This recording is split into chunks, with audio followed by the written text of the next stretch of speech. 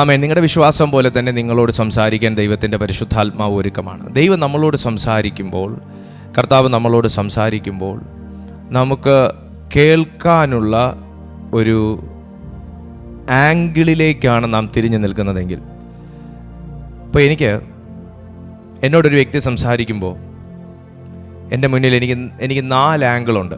ആ വ്യക്തി എന്നോട് കിഴക്ക് നിന്നാണ് സംസാരിക്കുന്നതെങ്കിൽ എനിക്ക് കിഴക്കിലേക്ക് നോക്കി നിൽക്കാം, അഭിമുഖമായി നിൽക്കാം. അല്ലെങ്കിൽ എനിക്ക് പടിഞ്ഞാറോട്ട് തിരിഞ്ഞ് നിൽക്കാം, എൻ്റെ കാതത് കേട്ടോളും. വടക്കോട്ട് തിരിഞ്ഞ് നിൽക്കാം, എൻ്റെ കാതത് കേട്ടോളും.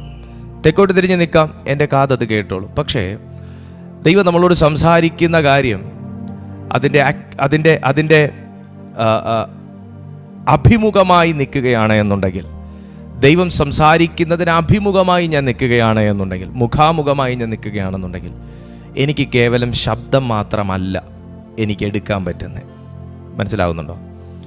ശബ്ദം മാത്രമല്ല എനിക്ക് എടുക്കാൻ പറ്റുന്നത്, എനിക്ക് ദൈവത്തിൻ്റെ വികാരങ്ങളും കൂടെ എനിക്ക് എടുക്കാൻ പറ്റും. ദൈവസന്നിധിയിൽ ശക്തിയേറിയ ശുശ്രൂഷ, ശക്തിയേറിയ പ്രാർത്ഥന, നിസ്വാർത്ഥമായ സേവനം, ആത്മാവിലെ ജീവിതം, പരിശുദ്ധാത്മാവിലെ പ്രവർത്തികൾ, ദൈവഹിതത്തിനനുസരിച്ചുള്ള മൂവ്മെന്റ്സ്, സക്സസും ഫ്രൂട്ട്ഫുൾ ആയിട്ടുള്ളൊരു ലൈഫ്, ഇതെല്ലാം നയിച്ചിട്ടുള്ളവരിലേക്ക് നിങ്ങൾ നോക്കുകയാണെങ്കിൽ അവർ ദൈവത്തിൻ്റെ വികാരത്തിനനുസരിച്ച് ജീവിച്ചവരായിരിക്കും. ഒന്നും കൂടെ, ദൈവത്തിൻ്റെ വികാരത്തെ ഉൾക്കൊണ്ട് ജീവിച്ചവരായിരിക്കും.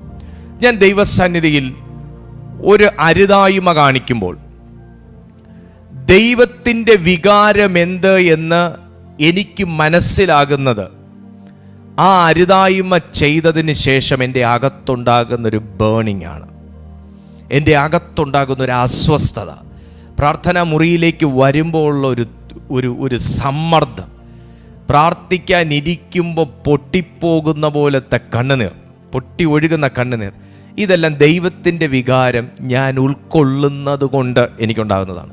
അല്ലാത്തവർക്ക് എങ്ങനെ വേണമെങ്കിലും പ്രാർത്ഥിക്കാം. അതുപോലെ നമ്മുടെ മുന്നിലേക്കൊരു കുഷ്ഠരോഗിയായ ഒരു മനുഷ്യൻ വരുന്നു. എന്തുകൊണ്ടാണ് കർത്താവിൻ്റെ കാലഘട്ടത്തിൽ യേശു ക്രിസ്തുവിന് കുഷ്ഠരോഗിയുടെ അടുത്തേക്ക് പോകാനും ആ വ്രണത്തിന്മേൽ തൊടാനും സംസാരിക്കാനും സൗഖ്യമാക്കാനും തലോടാനും ഒക്കെ കർത്താവിന് കഴിഞ്ഞതും പലർക്കും കഴിയാത്തത്? കാര്യം എന്താണെന്ന് ചോദിച്ചാൽ, മുന്നിൽ നിൽക്കുന്ന ഒരുത്തൻ്റെ വികാരത്തെ ഉൾക്കൊള്ളാനുള്ളൊരു കപ്പാസിറ്റി പരിശുദ്ധാത്മാവിനുണ്ട്, കർത്താവ് യേശു ക്രിസ്തുവിനുണ്ടായിരുന്നു. പലരും അന്നത്തെ നിയമം അനുസരിച്ചും ന്യായപ്രമാണം അനുസരിച്ചും ഭ്രഷ്ട് കൽപ്പിച്ച് പട്ടണവാതിലിന് പുറത്താക്കിയിരുന്നപ്പോൾ പട്ടണവാതിലിന് പുറത്ത് നിന്നവരുടെ അരികിലേക്ക്, തഴയപ്പെട്ടവരുടെ അരികിലേക്ക്, അവഗണിക്കപ്പെട്ടവരുടെ അരികിലേക്ക്, ഒറ്റപ്പെട്ടവരുടെ അരികിലേക്ക്, ആരുമില്ലാത്തവരുടെയും ആലംബമില്ലാത്തവരുടെയും അരികിലേക്ക്, ആശ്രയമില്ലാത്തവരുടെ അരികിലേക്ക്, ചികിത്സയില്ലാത്തവരുടെ അരികിലേക്ക്, ചികിത്സ നൽകാൻ ആളില്ലാത്തവരുടെ അരികിലേക്ക് ഇറങ്ങിച്ചെന്നവനാണ് യേശു ക്രിസ്തു. ഈ മീറ്റിങ്ങിൽ ഞാൻ ആത്മാവിൽ ഈ ഒരു ഇൻട്രൊഡക്ഷൻ പറഞ്ഞുകൊണ്ട് നിൽക്കുമ്പോൾ തന്നെ ഞാൻ കൈമാറുകയാണ്. അങ്ങനെ ഒറ്റപ്പെട്ട് നിൽക്കുന്നവരുടെ അരികിലേക്ക്, ആരുമില്ലാത്തവരുടെ അരികിലേക്ക്, ആലംബവും ആശ്രയവും ഇല്ലാത്തവരുടെ അരികിലേക്ക് തേടി വരാൻ ആരുമില്ലെങ്കിലും ഞാൻ ഇന്ന് സംസാരിക്കുന്ന, എന്നെ ഇന്ന് നിങ്ങളുടെ മുമ്പിൽ കൊണ്ടുവന്ന കർത്താവായ യേശു ക്രിസ്തുവിൻ്റെ ആത്മസാന്നിധ്യം നിങ്ങളുടെ അരികിലേക്ക് വരുന്ന ദിവസമാണ്. നിങ്ങളുടെ അരികിലേക്ക് വരുന്ന ദിവസമാണ്. നിങ്ങളുടെ അരികിലേക്ക് വരുന്ന ദിവസമാണ്. അത് യേശു ക്രിസ്തുവിന് മുന്നിൽ നിൽക്കുന്നവൻ്റെ വികാരത്തെ ഉൾക്കൊള്ളാൻ കഴിഞ്ഞതുകൊണ്ടാണ്. ഇതുപോലെ യേശുവിൻ്റെ ഭാവം എന്നിലുണ്ടെങ്കിൽ എനിക്ക് പിതാവിൻ്റെ വികാരം ഉൾക്കൊണ്ടുകൊണ്ടുള്ള ഒരു ജീവിതം നയിക്കാൻ കഴിയും. പിതാവിൻ്റെ വികാരം ഉൾക്കൊണ്ടുകൊണ്ടാണ് ഞാൻ ജീവിക്കുന്നതെങ്കിൽ ദൈവം പറയുന്ന ഓരോ വേർഡിനൊരു എക്സ്പ്രഷൻ ഉണ്ടാവും. ഇപ്പം ഞാൻ നിങ്ങളോട് സംസാരിക്കുമ്പം ഞാൻ പാവയെ പോലെ നിന്ന് വാ അനക്കുമല്ല, പകരം എനിക്ക് എക്സ്പ്രഷൻസ് വരുന്നുണ്ട്. ഞാൻ പറയുന്ന വാക്കിൻ്റെ ഇമ്പോർട്ടൻസ് എൻ്റെ സ്പിരിറ്റ് ഉൾക്കൊള്ളുന്നതിനനുസരിച്ച് ഞാൻ പോലും അറിയാതെ എൻ്റെ മുഖത്ത്, എൻ്റെ പിരികത്തിൽ, എൻ്റെ കണ്ണിൽ, എൻ്റെ ചുണ്ടിലെല്ലാം വികാരങ്ങൾ വരുന്നുണ്ട്, എക്സ്പ്രഷൻസ് വരുന്നുണ്ട്. അത് കണ്ണടച്ച് നിങ്ങൾ എൻ്റെ വാക്ക് കേട്ടുകൊണ്ടിരിക്കുന്നതിനേക്കാൾ കാണുമ്പോൾ നിങ്ങൾക്ക് കൂടുതൽ ഉൾക്കൊള്ളാൻ കഴിയുന്നത് ആ എക്സ്പ്രഷൻ നിങ്ങൾ കാണുന്നത് കൊണ്ടാണ്. എനിക്ക് കിഴക്കോട്ടോ പടിഞ്ഞാറോട്ടോ വടക്കോട്ടോ തെക്കോട്ടോ എങ്ങോട്ട് വേണമെങ്കിലും എനിക്ക് തിരിഞ്ഞു നിന്ന് ദൈവശബ്ദം കേൾക്കാം, കേൾക്കാതിരിക്കാം. എന്നാൽ കേൾക്കുന്ന ഞാൻ അധികം ഫലവത്തായി ജീവിക്കുന്നത്, കേൾക്കുന്ന ഞാൻ ദൈവത്തിൻ്റെ വികാരത്തിനനുസരിച്ച് പ്രവർത്തിക്കുന്നത്, കേൾക്കുന്ന ഞാൻ അധികം കൃത്യതയോടുകൂടെ കാര്യങ്ങൾ ചെയ്യുന്നത്, അവിടുന്ന് ചിലത് സംസാരിക്കുന്നതിൻ്റെ വികാരം ഉൾക്കൊണ്ടുകൊണ്ട് ഞാൻ ചെയ്യുമ്പോഴാണ്. ഇന്ന് ആർക്കൊക്കെയോ അങ്ങനെയുള്ളൊരു കൃപ പരിശുദ്ധാത്മാവ് തുറന്നു തരികയാണ്. ദൈവത്തിൻ്റെ വികാരം ഉൾക്കൊള്ളാൻ ചില സമയങ്ങളിൽ നിങ്ങൾ അനുഭവിക്കുന്ന സമ്മർദ്ദം, അത് ആത്മീയ സമ്മർദ്ദമായിരിക്കാം, മാനുഷിക സമ്മർദ്ദമായിരിക്കാം, പൈശാചിക സമ്മർദ്ദമായിരിക്കാം, മാനസിക സമ്മർദ്ദമായിരിക്കാം. ഈ സമ്മർദ്ദം അതൊന്ന് പൊളിഞ്ഞ് തകരണമെന്ന് നിങ്ങൾക്കുള്ളതിനേക്കാൾ ഭയങ്കര താല്പര്യം ദൈവത്തിനുണ്ടാകും. ആ സമയം ചില കാര്യങ്ങൾ ദൈവിക വികാരങ്ങളോടുകൂടെ നിങ്ങളിലേക്ക് നിങ്ങളുടെ പ്രാർത്ഥനാ വാചകങ്ങളിലൂടെ ദൈവം കൈമാറുമ്പോൾ, അത് ദൈവത്തെ കണ്ടുകൊണ്ട് വികാരം ഉൾക്കൊണ്ടുകൊണ്ട് സ്വീകരിക്കുന്ന ഒരു വ്യക്തിയെ സംബന്ധിച്ച് അവൻ്റെ ആ സമ്മർദ്ദത്തിൻ്റെ ആയുസ് അവൻ ആ വികാരം ഉൾക്കൊള്ളുന്ന സമയം വരെ ഉള്ളൂ. പിടികിട്ടുന്നുണ്ടോ? ഇന്ന് നിങ്ങൾ അഭിമുഖീകരിക്കുന്ന സ്ട്രഗിൾസിനെ ഏത് ആംഗിളിൽ തകർക്കണമെന്നുള്ളത് ദൈവത്തിൻ്റെ വികാരം ഉൾക്കൊണ്ടുകൊണ്ട് നിങ്ങൾ പ്രാർത്ഥിച്ചേ. ബാക്കി നിങ്ങളല്ല ചെയ്യുന്ന, ദൈവമാണ് ചെയ്യുന്നത്. Praise the Lord. ദൈവത്തിൻ്റെ വികാരം ഉൾക്കൊണ്ട്, അങ്ങനെ കർത്താവ് ഒരു വികാരം ഉൾക്കൊണ്ടുകൊണ്ട് ആ വികാരത്തോടുകൂടെ വൈകാരികമായി ശിഷ്യന്മാരോട് മർക്കോസ് എഴുതിയ സുവിശേഷം 13-ാമത്തെ അധ്യായം, വിശുദ്ധ മർക്കോസ് എഴുതിയ സുവിശേഷം 13-ാമത്തെ അധ്യായം അതിൻ്റെ 31, 32, 33 വാക്യങ്ങളിലേക്ക് പറഞ്ഞു. വികാരങ്ങൾ വളരെ പ്രധാനപ്പെട്ടതാണ്. വികാരങ്ങൾ വൈകാരികമായി കർത്താവ് ഇങ്ങനൊരു കാര്യം പറഞ്ഞു. വൈകാരികം എന്ന് ഞാൻ ഉദ്ദേശിച്ചത് കരഞ്ഞുകൊണ്ടെന്നല്ല, വളരെ പ്രധാനപ്പെട്ടത് എന്നർത്ഥമുള്ള നിലയിൽ കർത്താവ് ഇങ്ങനെ പറഞ്ഞു. എന്താണത്? ആകാശവും ഭൂമിയും ഒഴിഞ്ഞു പോകും, എൻ്റെ വചനങ്ങളോ ഒഴിഞ്ഞു പോകയില്ല. ആ നാളും നാഴികയും സംബന്ധിച്ചോ പിതാവല്ലാതെ ആരും സ്വർഗത്തിലെ ഒരു ദൂതന്മാരും പുത്രനും കൂടെ അറിയുന്നില്ല. ആ കാലം എപ്പോൾ എന്ന് നിങ്ങൾ അറിയായിക കൊണ്ട് സൂക്ഷിച്ചുകൊള്ളുവിൻ, ഉണർന്നും പ്രാർത്ഥിച്ചും കൊണ്ടിരിപ്പിൻ. കർത്താവ് പറഞ്ഞത് വൈകാരികമായിട്ടാണ്. കാരണം ഇത് കർത്താവിൻ്റെ തന്നെ പുത്രൻ എന്നിവിടെ അഡ്രസ്സ് ചെയ്യുന്ന യേശു ക്രിസ്തു ഈ ലോകാവസാനവും അതുപോലെ അതിനോടനുബന്ധിച്ച് കർത്താവിൻ്റെ വരവുമായി ബന്ധപ്പെട്ടാണ് യേശു ക്രിസ്തു ഈ വാചകം പറയുമ്പോഴും യേശു പറയുന്നു, പുത്രനും കൂടെ അറിയാത്ത കാര്യമാണ് മടങ്ങി വരവ് എപ്പോഴാണ് എന്നുള്ളത്. അത് പിതാവിന് മാത്രമേ അറിയത്തുള്ളൂ. സ്വർഗത്തിൽ എപ്പോഴും ആരാധിക്കുന്ന ദൂതന്മാർക്ക് പോലും അറിയാത്ത ഒരു സത്യമാണ്. കർത്താവിൻ്റെ വരവ് താമസിക്കുന്നത് അതൊരു അസത്യമായതുകൊണ്ടോ കെട്ടുകഥയോ ആയതുകൊണ്ടോ അല്ല. അതിൻ്റെ സമയം ഭൂമിയിൽ ആർക്കും അറിയില്ല. അതിൻ്റെ സമയം ഇപ്പോൾ പുത്രനും അറിയില്ല. അതിൻ്റെ സമയം സ്വർഗത്തിലെ പ്രധാനപ്പെട്ട ദൂതന്മാർക്ക് പോലും അറിയുകയില്ല. പക്ഷെ ഞാൻ അറിയുന്ന ഒരു സത്യം നിങ്ങളോട് പറയുന്നു. അത് ഇതാണ്: ആ സമയം അറിയാത്തത് കൊണ്ട് തന്നെ നിങ്ങൾ അധികം ഉണരണം. 1. 2, നിങ്ങൾ ആ സമയം അറിയാത്തത് കൊണ്ട് തന്നെ നിങ്ങൾ സൂക്ഷിക്കണം. ഏറ്റവും പ്രധാനപ്പെട്ട കാര്യം സൂക്ഷിക്കണം.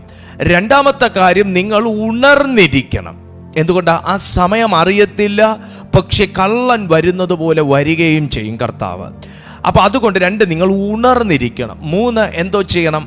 പ്രാർത്ഥിക്കണം. എപ്പോഴും ഉണർന്നിരുന്ന് പ്രാർത്ഥിച്ചു കൊള്ളണം. പ്രാർത്ഥിക്കുന്നവൻ സൂക്ഷിക്കേണ്ട കാര്യമുണ്ടോ? 1ാമത്തെ ചോദ്യം. പ്രാർത്ഥിക്കുന്നവൻ ഉണർന്നിരിക്കേണ്ട കാര്യമുണ്ടോ? 2ാമത്തെ ചോദ്യം.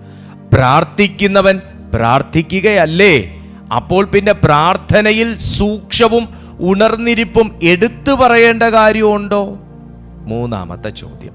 അപ്പൊ 3 ചോദ്യങ്ങളും 3 പദങ്ങളും കർത്താവ് ഇവിടെ പറയണമെന്നുണ്ടെങ്കിൽ പ്രാർത്ഥിക്കുന്നവൻ സൂക്ഷിക്കേണ്ട എന്നല്ല, പ്രാർത്ഥിക്കുന്നവന് ഉണർവ് വേണ്ട എന്നല്ല, ഉണർന്നിരിക്കേണ്ട എന്നല്ല, പ്രാർത്ഥിക്കുന്നവൻ വെറുതെ പ്രാർത്ഥിച്ചുകൊണ്ടിരുന്നാൽ മതി എന്നുമല്ല.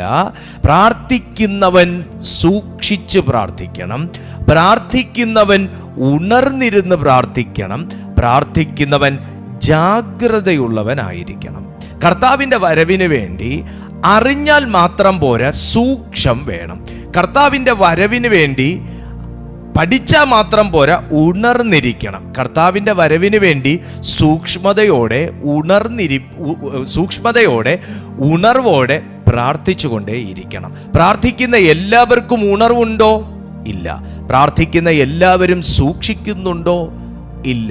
ഉണ്ട് എന്ന് പറഞ്ഞാലും എത്യാദി കാര്യങ്ങളിൽ സൂക്ഷ്മമുണ്ട് എന്നടുത്തൊരു ചോദ്യത്തിന് പ്രാധാന്യമുണ്ട്. എന്നാൽ ഇവിടെ ശ്രദ്ധിച്ചാട്ടെ, ദൈവത്തിൻ്റെ വചനം പറയുന്നു, പ്രാർത്ഥിക്കുന്നവന് സൂക്ഷിക്കാനുണ്ട്, പ്രാർത്ഥിക്കുന്നവന് ഉണരേണ്ട മേഖലകളുണ്ട്, പ്രാർത്ഥിക്കുന്നവൻ അറിയേണ്ട ചില കാര്യങ്ങളുണ്ട്. അതിനെക്കുറിച്ചാണ് നാം ഇന്ന് ദൈവകൃപയിൽ ഒന്ന് ചിന്തിക്കാൻ ആഗ്രഹിക്കുന്നത്. കഴിയുന്ന ദൈവമക്കളെല്ലാം ഈ വീഡിയോയ്ക്കൊരു ലൈക്ക് കൊടുക്കുന്ന കൂട്ടത്തിൽ ഈ മെസ്സേജൊക്കെ കോടിക്കണക്കിന് ദൈവത്തെ അറിഞ്ഞവർ തന്നെ ഒന്ന് കേൾക്കാനും ഒന്ന് അറിയാനുമുള്ളതാകുന്നത് കൊണ്ട് കഴിവിൻ്റെ പരമാവധി നിങ്ങളൊന്ന് ഷെയർ ചെയ്ത് ഈ വീഡിയോയെയും മിനിസ്ട്രിയെയും ഒന്ന് സപ്പോർട്ട് ചെയ്യണമെന്ന് ഞാൻ ദൈവനാമത്തിൽ അഭ്യർത്ഥിക്കുന്നു. കർത്താവ് പറയുന്നു, കർത്താവിൻ്റെ വരവ് അപ്രതീക്ഷിതമാണ്. കർത്താവിൻ്റെ വരവ് അപ്രതീക്ഷിതമാണ്. കർത്താവിൻ്റെ വരവ് അപ്രതീക്ഷിതമായതുകൊണ്ട് തന്നെ കർത്താവ് പ്രാർത്ഥിക്കാൻ പറഞ്ഞവനോട്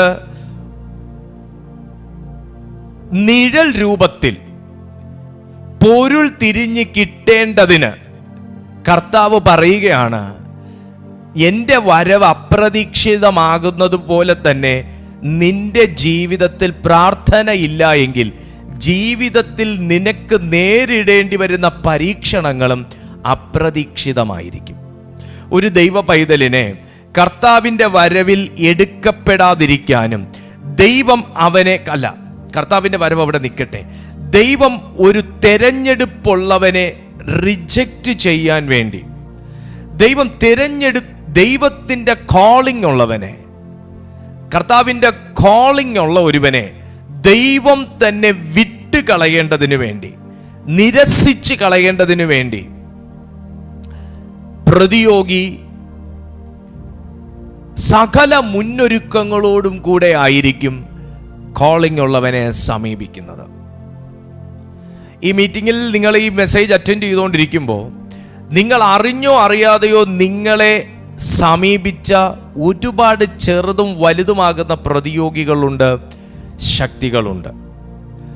ദൈവശക്തിയെക്കുറിച്ച് നാം മനസ്സിലാക്കുമ്പോൾ പ്രതിയോഗിയുടെ ശക്തിയും പ്രതിയോഗിയുടെ കൈവശമുള്ള സാധ്യതകൾ എന്ത് എന്നും നമ്മൾ അറിഞ്ഞിരിക്കണം. എപ്പോഴും ഒരു രാജ്യം മറ്റ് രാജ്യത്തിൻ്റെ ആയുധ സമ്പത്തിനെ കുറിച്ച് അറിവുള്ളവരായിരിക്കും. ഇല്ല എങ്കിൽ ആ രാജ്യവുമായി ഒരു യുദ്ധത്തിന് ഇവർ പുറപ്പെടുന്ന സമയം അവരുടെ കൈവശത്തുള്ള സ്റ്റോക്ക് അല്ലെങ്കിൽ അവരുടെ കൈവശത്തിലുള്ള ആയുധ ശേഖരത്തെക്കുറിച്ച് യാതൊരു ഐഡിയയും ഇല്ല എന്നുണ്ടെങ്കിൽ ഇവർ പരാജയപ്പെട്ടു പോകും. അപ്പോൾ ഓരോ രാജ്യത്തിനും മറ്റ് രാജ്യത്തിൻ്റെ കയ്യിലുള്ള ഒരു യുദ്ധം വന്നു കഴിഞ്ഞാൽ അവരെ ഡിഫെൻഡ് ചെയ്യാൻ വേണ്ട സംവിധാനം നമ്മുടെ കയ്യിലുണ്ടോ എന്നുള്ളത് അറിഞ്ഞിരിക്കും.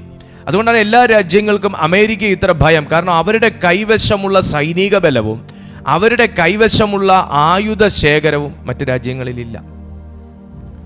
2-3 രാജ്യങ്ങൾ ചേർന്ന് നിന്നാലുള്ള ഒരു ആയുധ ശേഖരം അമേരിക്കയുടെ കൈവശമുണ്ട് എന്നുള്ളതാണ് അവർ പുറത്തുവിടുന്ന വാർത്ത.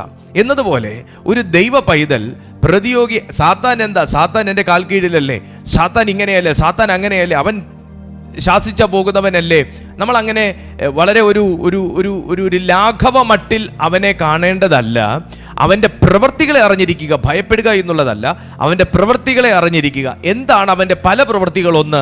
നിങ്ങൾ കർത്താവിൻ്റെ വരവിൽ എടുക്കപ്പെടരുത്. നിങ്ങൾ യേശു കർത്താവിൻ്റെ ആഗമനത്തിങ്കൽ നിങ്ങൾ പേർ വിളിക്കുന്നവരുടെ കൂട്ടത്തിൽ ഉണ്ടാകരുത്. നിങ്ങളെ ദൈവം നിരസിക്കണം.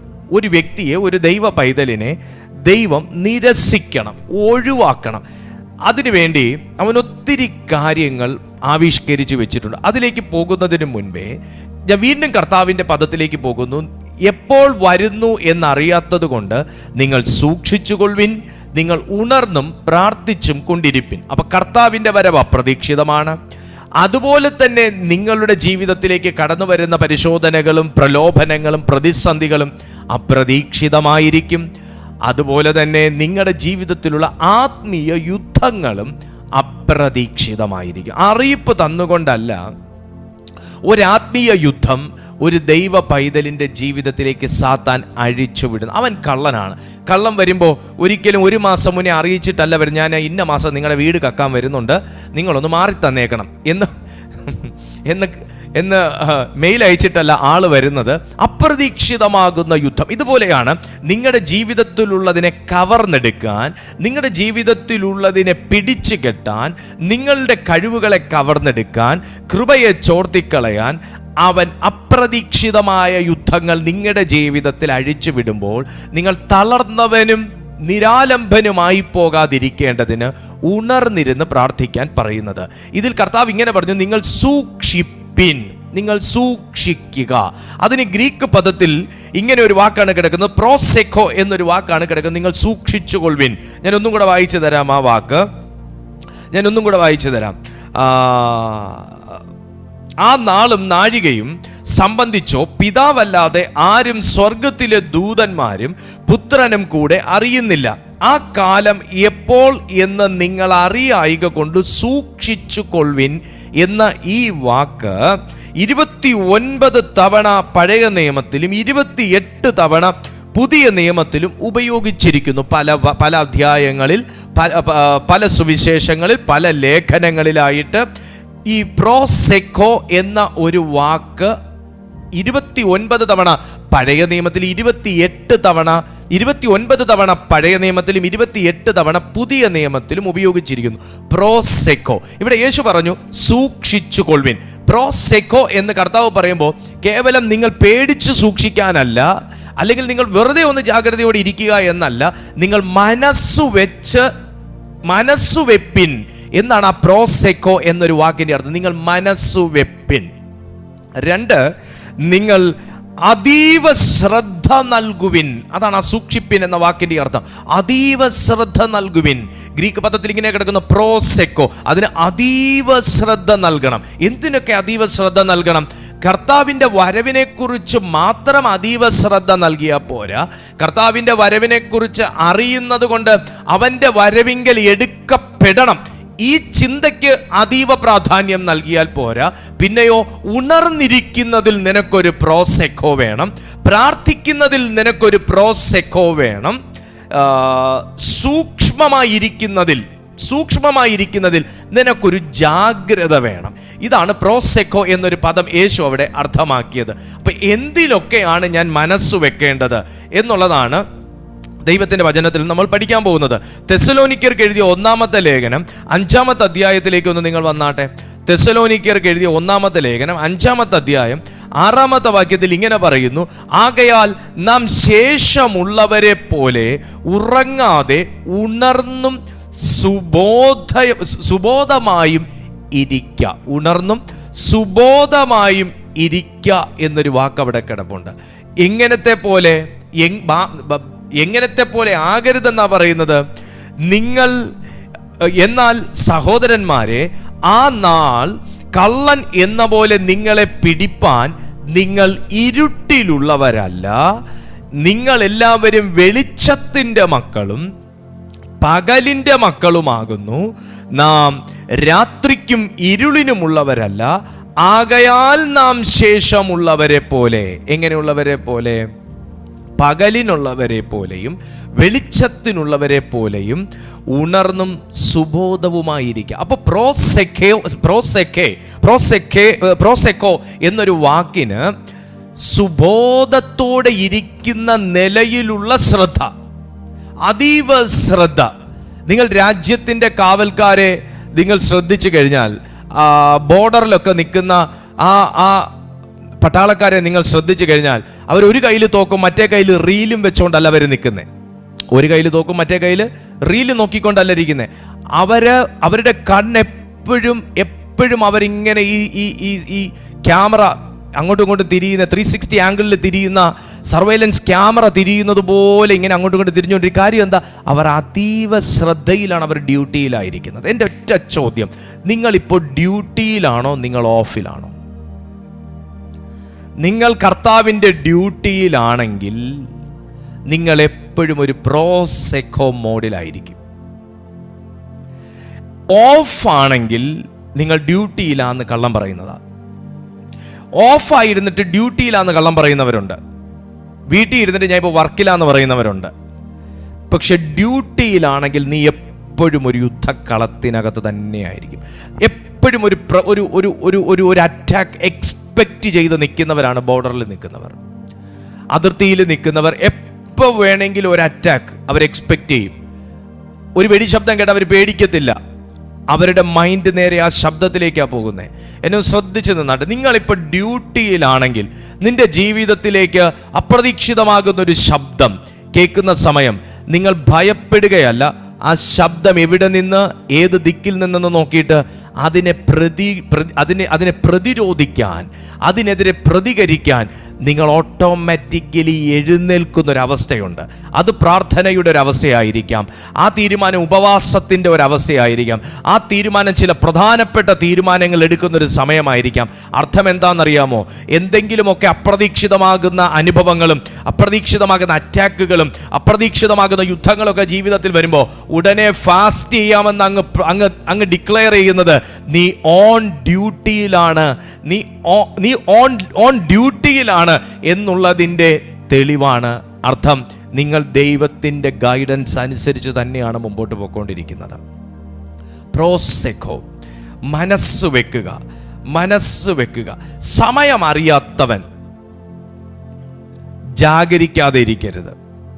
കർത്താവിനെ പ്രതീക്ഷിക്കുന്നവൻ എപ്പോഴും ജാഗ്രതയുള്ളവനായിരിക്കണം. കാര്യം എന്താണെന്ന് ചോദിച്ചാൽ, കർത്താവ് പറഞ്ഞു 26-ാമത്തെ അധ്യായം, മത്തായിയുടെ സുവിശേഷം തന്നെ, വിശുദ്ധ മത്തായി എഴുതിയ സുവിശേഷം 26-ാമത്തെ അധ്യായം അതിൻ്റെ 41-ാമത്തെ വാക്യത്തിൽ ഇങ്ങനെ കിടപ്പുണ്ട്. എന്നാന്നറിയാമോ?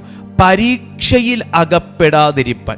കർത്താവ് ഒന്നും ഒരു മുറിയുമൊക്കെ പറയുന്നത് പലപ്പോഴും പലവട്ടം ഇവരോട് ഇതേ കാര്യം ആവർത്തിച്ചിട്ടുള്ളത് കൊണ്ടാണ്. അതിൽ ബൈബിളിൽ രേഖപ്പെടുത്തിയതുകൊണ്ട് രേഖപ്പെടുത്താതെയുണ്ട്. കർത്താവ് വല്ലപ്പോഴും മാത്രം തൻ്റെ വരവിനെക്കുറിച്ചും സ്വർഗാരോഹണത്തെക്കുറിച്ചും നിത്യതയെക്കുറിച്ചും സ്വർഗനരകങ്ങളെക്കുറിച്ചുമൊക്കെ പറഞ്ഞു എന്ന് കരുതരുത്. അതെല്ലാം ബൈബിളിൽ രേഖപ്പെടുത്തിയിട്ടുണ്ട് എന്നും കരുതരുത്. ഒരുപാട് നമുക്ക് സ്ക്രിപ്ചർ നമുക്ക് നഷ്ടപ്പെട്ടു പോയിട്ടുണ്ട്. പിന്നെ പല ഗുഹകളിൽ നിന്നൊക്കെ ലഭിച്ചതും ചുരുൾ രൂപത്തിൽ കിട്ടിയതെല്ലാം കൂടെ ബൈബിൾ പണ്ഡിതന്മാർ ക്രോഡീകരിച്ച് വെച്ചേക്കുന്നതാണ് നമ്മുടെ കയ്യിൽ ഇന്നുള്ള പുസ്തകം. അപ്പൊ യേശുക്രിസ്തു ചെയ്ത എല്ലാ അത്ഭുതങ്ങളും സൗഖ്യങ്ങളും ബൈബിളിൽ രേഖപ്പെടുത്തിയിട്ടില്ല. ഇനി ഒത്തിരി കാര്യങ്ങളുണ്ട്. യേശുക്രിസ്തു പറഞ്ഞ എല്ലാ കാര്യങ്ങളും ഇല്ല ഇതിനകത്ത്. കുറേയൊക്കെ നഷ്ടപ്പെട്ടു പോയി, കുറേയൊക്കെ എടുത്തു കളഞ്ഞു, അങ്ങനെയൊക്കെ പല കാര്യങ്ങൾ ചെയ്തിട്ടുണ്ട്. ഇവിടെ പറയുന്നു പരീക്ഷയിൽ അകപ്പെടാതിരിപ്പാൻ. അപ്പൊ നിങ്ങളൊന്ന് ശ്രദ്ധിച്ചേ, കർത്താവിൻ്റെ വരവിന് മുന്നേ ഒരു പരീക്ഷയുണ്ട്.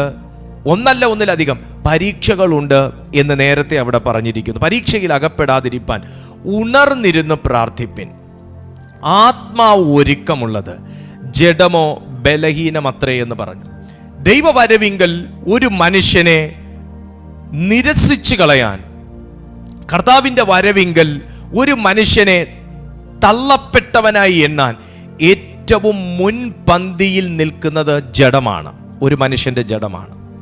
കർത്താവിൻ്റെ വരവിങ്കൽ ഒരുവന്റെ പേര് ലിസ്റ്റിൽ നിന്ന് ക്യാൻസൽ ചെയ്യാൻ ഏറ്റവും മുൻസ്ഥാനീയനായിട്ട് നിൽക്കുന്നത് ഒരു മനുഷ്യനിലെ ജഡമാണ്. ഇവിടെ തന്നെയാണ് ഒരു മനുഷ്യൻ പുതിയ ഒരു അഭിഷേകം പ്രാപിക്കേണ്ടത്. ആത്മാവിൻ്റെ ഗൈഡൻസ് അനുസരിച്ച് ഒരുവന്റെ ശരീരത്തെയും മനസ്സിനെയും ചിന്തകളെയും കീഴടക്കിക്കൊണ്ട് ഉണർന്നിരുന്ന് പ്രാർത്ഥിച്ച് ഒരു പ്രോസെക്കോ മോഡിൽ ലൈവായി ജീവിച്ച് കർത്താവിൻ്റെ രാജ്യത്തിന് അവകാശിയായി തീരുക എന്ന ഒരു തീരുമാനം. ജാഗ്രതയില്ലെങ്കിൽ ശത്രു പ്രവേശിക്കും. ജാഗ്രതയില്ലെങ്കിൽ, കാരണം യേശു പറഞ്ഞു പരീക്ഷയിൽ അകപ്പെടാതിരിപ്പാൻ ഉണർന്നിരുന്ന് പ്രാർത്ഥിപ്പിൻ, ആത്മാവ് ഒരുക്കമുള്ളത് ജഡമോ ബലഹീനമത്രേ. ഒരു മനുഷ്യൻ്റെ ജഡം ബലഹീനമാകുമ്പോഴാണ് ഒരു മനുഷ്യൻ പരീക്ഷയിലേക്ക് പ്രവേശിക്കുന്നത്. പരീക്ഷയിലേക്ക് പ്രവേശിക്കുന്നതല്ല, പരീക്ഷകൻ നമ്മുടെ അകത്തേക്ക് കടക്കുന്നത്. പ്രാർത്ഥന ഇല്ലെങ്കിൽ ഒരു മനുഷ്യൻ്റെ മനസ്സ് തളരും, ശരീരം ബലഹീനമാകും. പ്രാർത്ഥന ഇല്ലാത്തൊരു മനുഷ്യന് ജാഗ്രത ദീർഘനേരം നിൽക്കത്തില്ല. ഒരു എക്സാമ്പിൾ പറയാം. കഴിഞ്ഞ ദിവസം ഭയങ്കരമായിട്ടൊരു വീക്ക്നെസ് എൻ്റെ ശരീരത്തിന് അനുഭവപ്പെട്ടു. ഭയങ്കരമായൊരു വീക്ക്നെസ് എനിക്ക് ശരീരത്തിന് അനുഭവപ്പെട്ടു എന്ന് പറഞ്ഞാൽ, എനിക്ക് തന്നെ അറിഞ്ഞുകൂടാത്ത തരത്തിലുള്ള ഒരു വല്ലാത്തൊരു ക്ഷീണം. അപ്പം ആ ക്ഷീണം ഞാൻ ഇങ്ങനെ മൈൻഡിലിട്ടിങ്ങനെ ഓടിച്ചു നോക്കിയപ്പം അങ്ങനെ ക്ഷീണം വരേണ്ട ഒരു കാര്യമില്ല. സഫീഷ്യൻറ്റ് സ്ലീപ്പൊന്നും എനിക്ക് തലേ ദിവസം കിട്ടിയില്ല. ഭയങ്കര സഫീഷ്യൻ്റ് ആയിട്ടുള്ള സ്ലീപ്പൊന്നും കിട്ടിയില്ല. എന്നാൽ എനിക്ക് കുഴപ്പമില്ല. അത് രാവിലത്തെ ടൈമാണെന്ന് കൂടെ നിങ്ങൾ ഓർക്കണം. ഏതാണ്ട് ഒരു 12 മണിക്ക് താഴെ ഉള്ളൊരു ടൈമാണെന്ന് നിങ്ങൾ ഓർക്കണം. എന്നാൽ എനിക്കൊരു ആവശ്യമായിട്ട് പുറത്തേക്ക് പോകുകയും വേണം. എന്നാൽ അതിന് കഴിയാത്ത പോലത്തെ ഒരു ക്ഷീണം. അപ്പം ഡ്രൈവ് ചെയ്യാൻ എനിക്കൊരു മടിയുമുണ്ട്. കാര്യം അതിനങ്ങോട്ട് അനുവദിക്കാത്ത പോലെ ശരീരം അങ്ങ് അസ്വസ്ഥപ്പെടുകയാണ്. ഞാൻ വൈഫിനോട് പറഞ്ഞു, ഞാൻ ഒരു മണിക്കൂർ ഒന്ന് കിടക്കാൻ പോവാന്ന് പറഞ്ഞ് ഞാൻ മേളിലോട്ട് വന്നു. എന്നിട്ടും അങ്ങോട്ട് അനുവദിക്കാത്ത പോലെ, എന്നെ കിടക്കാൻ അനുവദിക്കുന്നില്ല. അത് ആരാണെന്നൊന്നും എനിക്ക് അറിഞ്ഞുകൂടാ, പക്ഷെ പിന്നീട് മനസ്സിലായ ആരാന്ന്. എന്നെ കിടക്കാൻ അനുവദിക്കുന്നില്ല. ഞാൻ നേരെ എന്തോ ചെയ്തു, പ്രെയർ റൂമിലേക്ക് വന്നു. കുറച്ചു നേരം ഇങ്ങനെ ഇരുന്നപ്പോൾ ഇച്ചിരി ഒന്ന് പ്രാർത്ഥിക്കാമെന്ന് ഓർത്തു. പ്രാർത്ഥിക്കാൻ ഒരു ജാഗ്രത, ഒരു പ്രോസെക്കോ ഒന്ന് ജാഗരിച്ചു. പ്രാർത്ഥിക്കാൻ നാവ് ചലിപ്പിച്ചതും ഈ നമ്മുടെ ഈ പൊന്നാട അണിയിക്കുന്നെന്ന് പറയുന്നത് പോലെ അണയിച്ച പൊന്നാട ഇങ്ങനെ പറിച്ചങ്ങ് മാറ്റിയാൽ എങ്ങനെ ഇരിക്കും, അതുപോലുള്ളൊരു അനുഭവം. എന്തോ ശരീരത്തിൽ നിന്ന് അങ്ങ് മാറി അങ്ങ് പോയി. പ്രെയർ അങ്ങ് കണ്ടിന്യൂ ചെയ്തു. ഞാൻ ഏതാണ്ട് ഒരു 15-20 മിനിറ്റ് വരെ ഞാനിരുന്ന് പ്രാർത്ഥിച്ചു. അതിനുശേഷം നിങ്ങൾക്കെടുക്കാനുള്ള മെസ്സേജ് ഞാനിരുന്ന് നോക്കി. ഞാനൊരു വീഡിയോ ഷൂട്ട് ചെയ്തു. ഇങ്ങനെയുള്ള കാര്യങ്ങളൊക്കെ ഞാൻ അങ്ങ് ചെയ്തു. കുറച്ച് കഴിഞ്ഞ് പുള്ളിക്കാർ മേലോട്ട് കയറി, അല്ല ഉറങ്ങുവാന്ന് പറഞ്ഞല്ലേ ഇങ്ങോട്ട് ഇപ്പോൾ കയറി വന്നേ. ഞാൻ പറഞ്ഞു, ഉറക്കം വന്നിട്ടല്ലായിരുന്നു എനിക്ക് ആ ക്ഷീണം ഉണ്ടായിരുന്നു, അതിൻ്റെ കാര്യം വേറെ ആയിരുന്നു എന്ന് പറഞ്ഞു. പുള്ളിക്കാരി അങ്ങ് പോവുകയും ചെയ്തു. ഞാൻ പറഞ്ഞതിൻ്റെ കാര്യം, ചിലയിടത്ത് നിങ്ങൾ ജാഗരിക്കാത്തതാണ്, അല്ലെങ്കിൽ ചില കാര്യങ്ങൾ നിങ്ങൾ ജാഗരിക്കാത്തതും ചില സ്ഥലങ്ങളിൽ ജാഗ്രത പുലർത്താത്തതുമാണ് പല പരാജയത്തിന് കീഴ്പ്പെട്ടു കൊടുക്കേണ്ടി വരുന്നത്. ഞാൻ വന്ന് കയറിക്കിടന്ന് ഉറങ്ങിയിരുന്നെങ്കിൽ നല്ല ഉറക്കം കിട്ടുമായിരിക്കും, പക്ഷെ ആത്മമണ്ഡലത്തിൽ പൊളിയേണ്ട ചില കാര്യങ്ങൾ പൊളിയത്തില്ലായിരുന്നു. മോനെ, നീ ഇരുന്ന് TV കണ്ടാൽ, നീ ഒരു 2-2.5 മണിക്കൂർ ഇരുന്ന് TV കാണും, നീ എനക്കങ്ങ് രസിക്കുകയും ചെയ്യും. പക്ഷേ ആ 2.5 മണിക്കൂർ സമയത്തിൽ നിന്നെയും കൊണ്ട് ആത്മമണ്ഡലത്തിൽ നിങ്ങൾക്ക് തന്നെ വിരോധമായ ചില കാര്യങ്ങൾ പൊളിക്കാൻ ദൈവം ആഗ്രഹിച്ചിരുന്നു എന്നുണ്ടെങ്കിൽ ആ 2.5 മണിക്കൂർ സമയം കവർന്നെടുത്തോണ്ട് പോയത് ആരാണ്? ഉത്തരം നിങ്ങൾ തന്നെ പൂരിപ്പിച്ചാൽ മതി. നിങ്ങളെന്ന് പറയരുത്, നിങ്ങളെയും കൊണ്ട് അത് ചെയ്യിച്ചു. അപ്പൊ ആ ചെയ്യലിന് വഴങ്ങേണ്ടി വന്നത്, അല്ലെങ്കിൽ ആ ഒരു സമ്മർദ്ദത്തിന് വഴങ്ങേണ്ടി വന്നത്, ആ ഒരു ഇഷ്ടത്തിന് വഴങ്ങേണ്ടി വന്നത് ജാഗ്രത കുറവാണ്. പ്രോസെക്കോ എന്നൊരു വാക്കിന് മനസ്സു വെക്കുക എന്നൊരർത്ഥം കൂടുണ്ട്. ഒന്ന് നന്നായിട്ട് പറഞ്ഞാൽ, തന്നെ അങ്ങ് പൂർണ്ണമായി സമർപ്പിക്കുക എന്നൊരർത്ഥമാണ് പ്രോസെക്കോ. അതിൻ്റെ ഒരു ഒറ്റ അർത്ഥം അതിന്. തന്നെ പൂർണ്ണമായിട്ട് സമർപ്പിക്കുക. ദീപു കൃഷ്ണ എന്ന വ്യക്തിയെ പൂർണ്ണമായി സമർപ്പിക്കുക എന്ന് പറയുമ്പോൾ അതിനകത്ത് എനിക്കൊരു 10% അവകാശം പറയാനില്ല. പിടിയിട്ട് ഞാൻ എന്നെ പൂർണ്ണമായിട്ട് നിനക്ക് സമർപ്പിക്കുക കർത്താവേ എന്ന് പറഞ്ഞാൽ, എൻ്റെ ചില കാര്യങ്ങൾ എൻ്റെ ഇഷ്ടത്തിന് ചെയ്യാൻ ഒരു 10% കൺട്രോൾ എൻ്റെ കയ്യിലും 90% കൺട്രോൾ ദൈവത്തിൻ്റെ കയ്യിലുമാണ് ഞാൻ കൊടുത്തേക്കുന്നതെന്ന് പറഞ്ഞാൽ പ്രോസെക്കോ എന്നൊരു വാക്കിന് അവിടെ സ്ഥാനമില്ല. അതെൻ്റെ സ്വാർത്ഥ തീരുമാനമാണ്. 10% അങ്ങനെയാണെങ്കിൽ ഞാൻ ഇനിയും ക്ലിയർ ആകേണ്ടിയിരിക്കുന്നു. പിടികിട്ടുന്നുണ്ടോ? അപ്പോൾ ആ 2.5 മണിക്കൂർ സമയം ആത്മമണ്ഡലത്തിൽ നിങ്ങളെ ഒന്ന് ഉടുത്തൊരുങ്ങിയവനായിട്ട്, ഒരു യൂണിഫോംഡ് ആയിട്ട് നിർത്താൻ കർത്താവ് ആഗ്രഹിച്ച സമയത്തായിരിക്കും നമ്മൾ നമ്മുടെ പണിക്ക് പോയത്. പിന്നെ ആട്ടെ പണിക്ക് നമ്മൾ പോയത്. നമ്മൾ അവിടെ വേണ്ടാത്ത എന്തെങ്കിലും കാര്യം സംസാരിക്കാൻ പോയത്, വേറെ ഏതെങ്കിലും കാര്യത്തിൽ എൻഗേജ്ഡ് ആയത്, ആ സമയം കർത്താവ് വന്നാൽ അതാണ് ഇവിടെ യേശു പറഞ്ഞത്, സമയം അറിയത്തില്ല, ആകയാൽ സൂക്ഷിച്ചുകൊള്ളുവിൻ. എന്തൊക്കെയാ സൂക്ഷിക്കേണ്ടത്? കർത്താവിൻ്റെ വരവിന് ഒരുങ്ങേണ്ട ഒരു മനുഷ്യനെ എപ്പോഴും ട്രാപ്പ് ചെയ്യാൻ ഒരുപാട്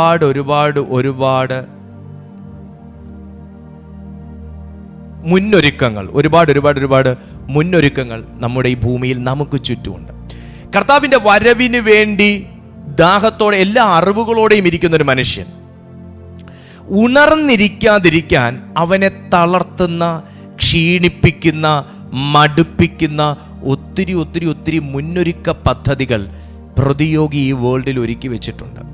ആ ഒരു തളർച്ച കേവലം ശരീരത്തിന് മാത്രമല്ല. ഉണർന്നിരിപ്പിനെന്ന് പറയുമ്പോൾ നമ്മുടെ ശരീരത്തിൻ്റെ ക്ഷീണം മാത്രമല്ല അവിടെ വരുന്നത്.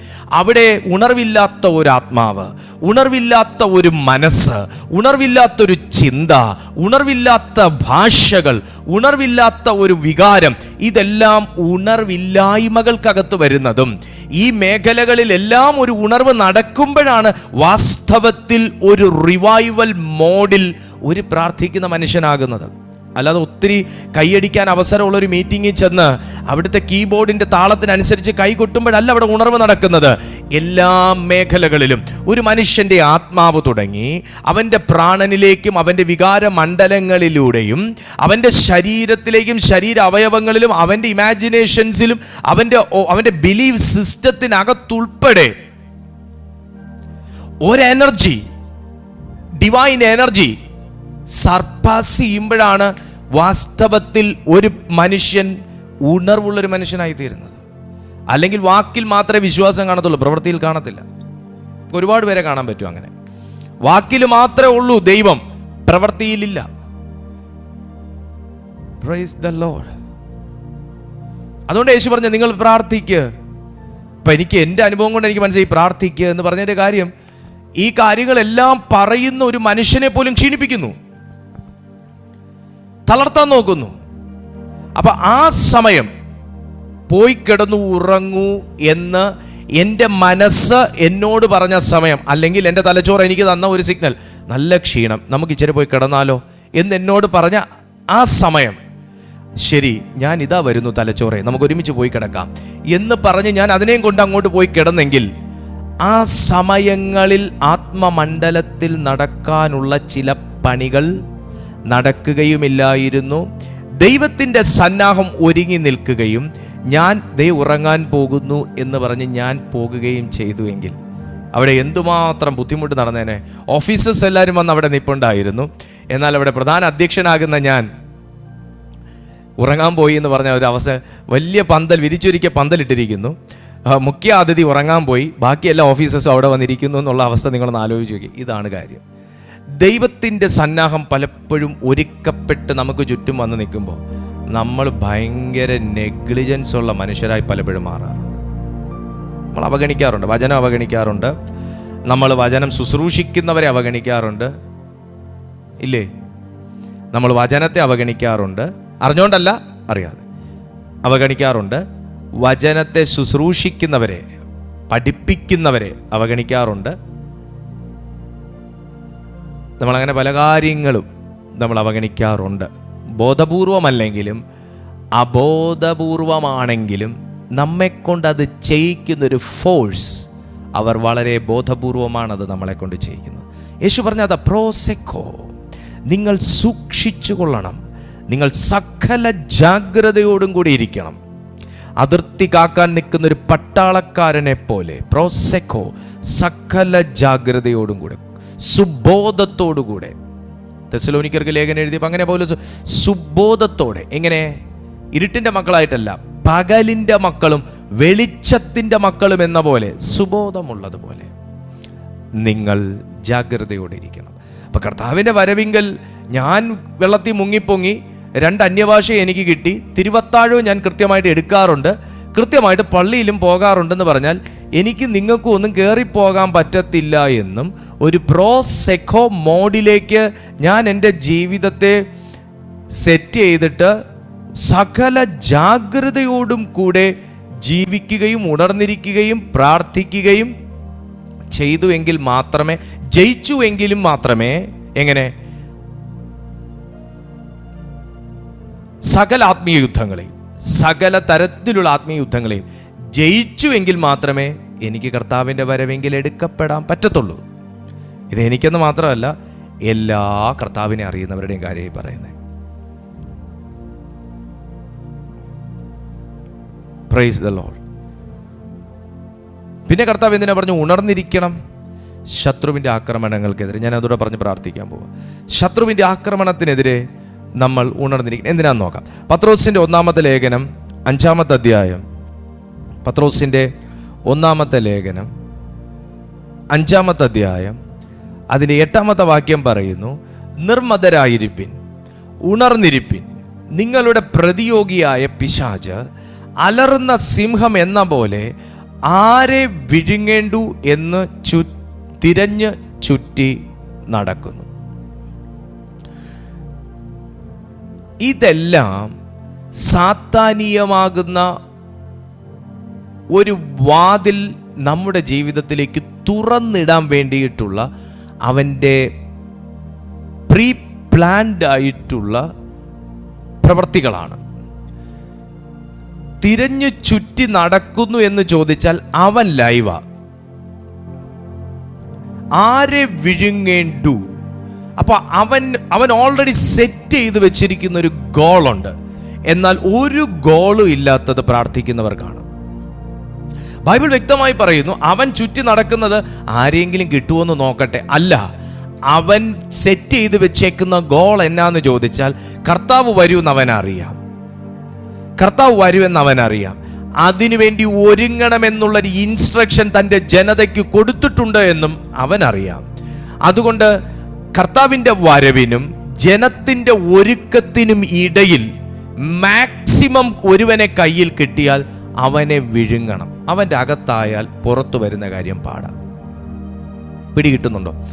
അവൻ്റെ വായ്ക്കകത്തായാൽ പുറത്തു വരുന്ന കാര്യം പാടാണ്. പ്രത്യേകിച്ച് ദൈവത്തിൻ്റെ വചനവും പരിശുദ്ധാത്മാവിൻ്റെ സാമീപ്യവും സാന്നിധ്യവും അനുഭവങ്ങളും കിട്ടിയ ഒരു മനുഷ്യനാണ് അവൻ്റെ വായ്ക്കകത്തേക്ക് വിഴുങ്ങാൻ കിട്ടുന്നത് എന്നുണ്ടെങ്കിൽ തിരികെ പോരുന്ന കാര്യം പാടാണ്. Praise the Lord. നമ്മൾ വെറുതെ സമാധാനിപ്പിക്കാനും സുഖിപ്പിക്കാനും ഒക്കെ വേണ്ടി കർത്താവ് വായിന്ന് വലിച്ചിങ്ങെടുക്കൂ എന്നൊക്കെ പറയാൻ വേണമെങ്കിൽ വെറുതെ എന്തിനാ ഞാൻ കള്ളം പറയുന്നത്? ബൈബിൾ വ്യക്തമായിട്ട് നമുക്കതിൻ്റെ ഈ ബൈലോസ് തന്നിട്ടുള്ള എന്തിനാന്ന് ചോദിച്ചു കഴിഞ്ഞാൽ അത് ലംഘിച്ചാൽ അത് നിയമലംഘനമാണ്. അറിയാവോ? നിർമ്മതരായിരിപ്പിൻ എന്തിനു പറയണം? ഉണർന്നിരിപ്പിൻ എന്തിനു പറയണം?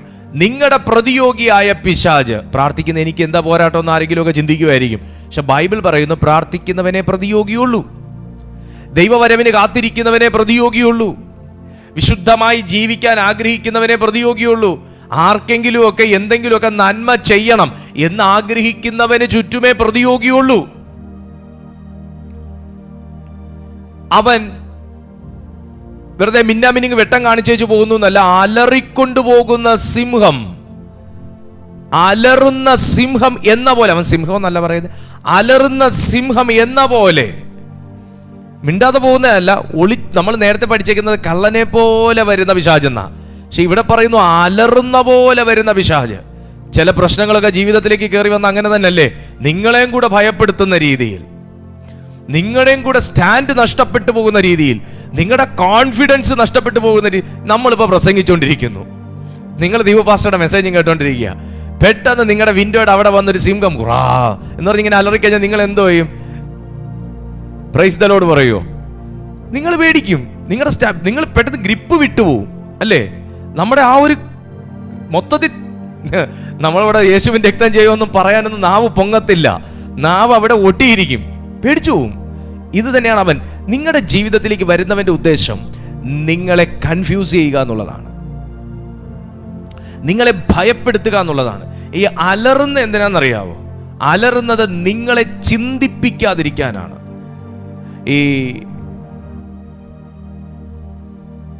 പറയാവോ? ഈ ചില ന്യൂസൊക്കെ കേൾക്കുന്ന സമയത്ത് ഞാൻ ഇങ്ങനെ എഡിറ്റ് ചെയ്ത് പറയാം, അതായിരിക്കും കുറച്ചുകൂടെ നല്ലത്. ഈ ചില ന്യൂസൊക്കെ കേൾക്കുന്ന സമയത്ത് ഈ ചില സംഘം വീട്ടിലേക്ക് ആക്രമിക്കാൻ കയറിയപ്പോൾ അവർ ഭീകര അന്തരീക്ഷം സൃഷ്ടിച്ചുകൊണ്ട് ഇരച്ചു കയറി എന്നൊക്കെ പ്രാർത്ഥിക്കാറല്ല, പറയാറുണ്ട്. ന്യൂസ് റീഡർ പറയാറുണ്ട്. എന്തിനാണ് ഈ ഇരച്ചു കയറുന്നവന് കയറിയാൽ പോരെ, ചെയ്യാനുള്ളത് അങ്ങ് ചെയ്ത് ചിറങ്ങിപ്പോയാൽ പോരെ? ഈ കയറുന്നവനും പേടിയുണ്ട്. എന്നാന്നറിയാവോ? എങ്ങാനും എന്നേക്കാൾ വലിയ ആയുധം എങ്ങാനും ഇവൻ നേരത്തെ കയ്യിലെടുത്ത് വെച്ചിട്ടുണ്ടെങ്കിൽ അതെൻ്റെ കഴുത്തേലേക്ക് കയറാതിരിക്കാൻ വേണ്ടി ഭീകര അന്തരീക്ഷം സൃഷ്ടിച്ചു എന്ന് പറഞ്ഞാൽ ആ നാവേറിക്കൊണ്ട് വിളിച്ച് അല്ലെങ്കിൽ ഒച്ച ഉണ്ടാക്കിക്കൊണ്ട് അല്ലെങ്കിൽ ഒരു പടക്കം എറിഞ്ഞുകൊണ്ടൊക്കെ കയറി ചിലപ്പോൾ അകത്തിരിക്കുന്നവൻ്റെ തലച്ചോറ് തെറിച്ചു പോകും. കാര്യം എന്നാ? ചിന്തിക്കാൻ പറ്റത്തില്ല, പേടിച്ചു പോവും. പേടിച്ച സ്തംഭിക്കും, നീ റിയാക്ട് ചെയ്യത്തില്ല. മോനെ എന്നെ ഒന്ന് ശ്രദ്ധിച്ചേ. നിങ്ങളുടെ റിയാക്ഷൻ ഭയങ്കരമായിട്ട് ഭയപ്പെടുന്ന ഒരു ചെകുത്താനാണ് ദൈവം ഓപ്പോസിറ്റ് നിൽക്കുന്നത്. ഒരു ഈ പ്രാർത്ഥിക്കുന്നവനെന്ന് പറയുമ്പം ഈ പ്രാർത്ഥിക്കുന്നവൻ ഏത് മോഡിൽ അറ്റാക്ക് ചെയ്യുമെന്ന് അവന് പ്രവചിക്കാനൊക്കത്തില്ല, അവനറിയാനൊക്കത്തില്ല. പൗലോസ് ചിലയിടത്ത് ഭൂതങ്ങളെ ശാസിച്ചു, ചിലയിടത്ത് ഒന്നും ചെയ്തില്ല, നോക്കിയതേ ഉള്ളൂ. രണ്ടിടത്തും പക്ഷെ ഭൂതം വിട്ടുപോയി. അത് വല്ലാത്തൊരു പരിപാടിയായിപ്പോയി അല്ലേ? പൗലോസ് ചിലയിടത്ത് ഭൂതങ്ങളെ ശാസിച്ചു, എന്നാൽ ലക്ഷണവിദ്യ പറയുന്ന മോളുടെ മേലുള്ള ഭൂതത്തെ ഒന്നും ചെയ്തില്ല, ശാസിച്ചുമില്ല. നടന്നുപോയ വഴിയിലൊന്ന് തിരിഞ്ഞു മുഷിഞ്ഞു നോക്കി. ആ ഇമോഷനിൽ, ആ റിയാക്ഷനിൽ അവളിലുള്ള ഭൂതം വിട്ടുപോയി. രണ്ട് ശുശ്രൂഷയും ഒരുപോലെ ഫലം കണ്ടു. തലയ്ക്ക് കൈവച്ച് പ്രാർത്ഥിച്ച് ശാസിച്ചതും അല്ലാതെ നോക്കിയിട്ട് ആത്മാവ് കൊണ്ട് ശാസിച്ചതിലും റിസൾട്ട് ഒന്നായിരുന്നു. പ്രാർത്ഥിക്കുന്നവൻ എങ്ങനെ പ്രതികരിക്കും എന്ന് അറിയത്തില്ല.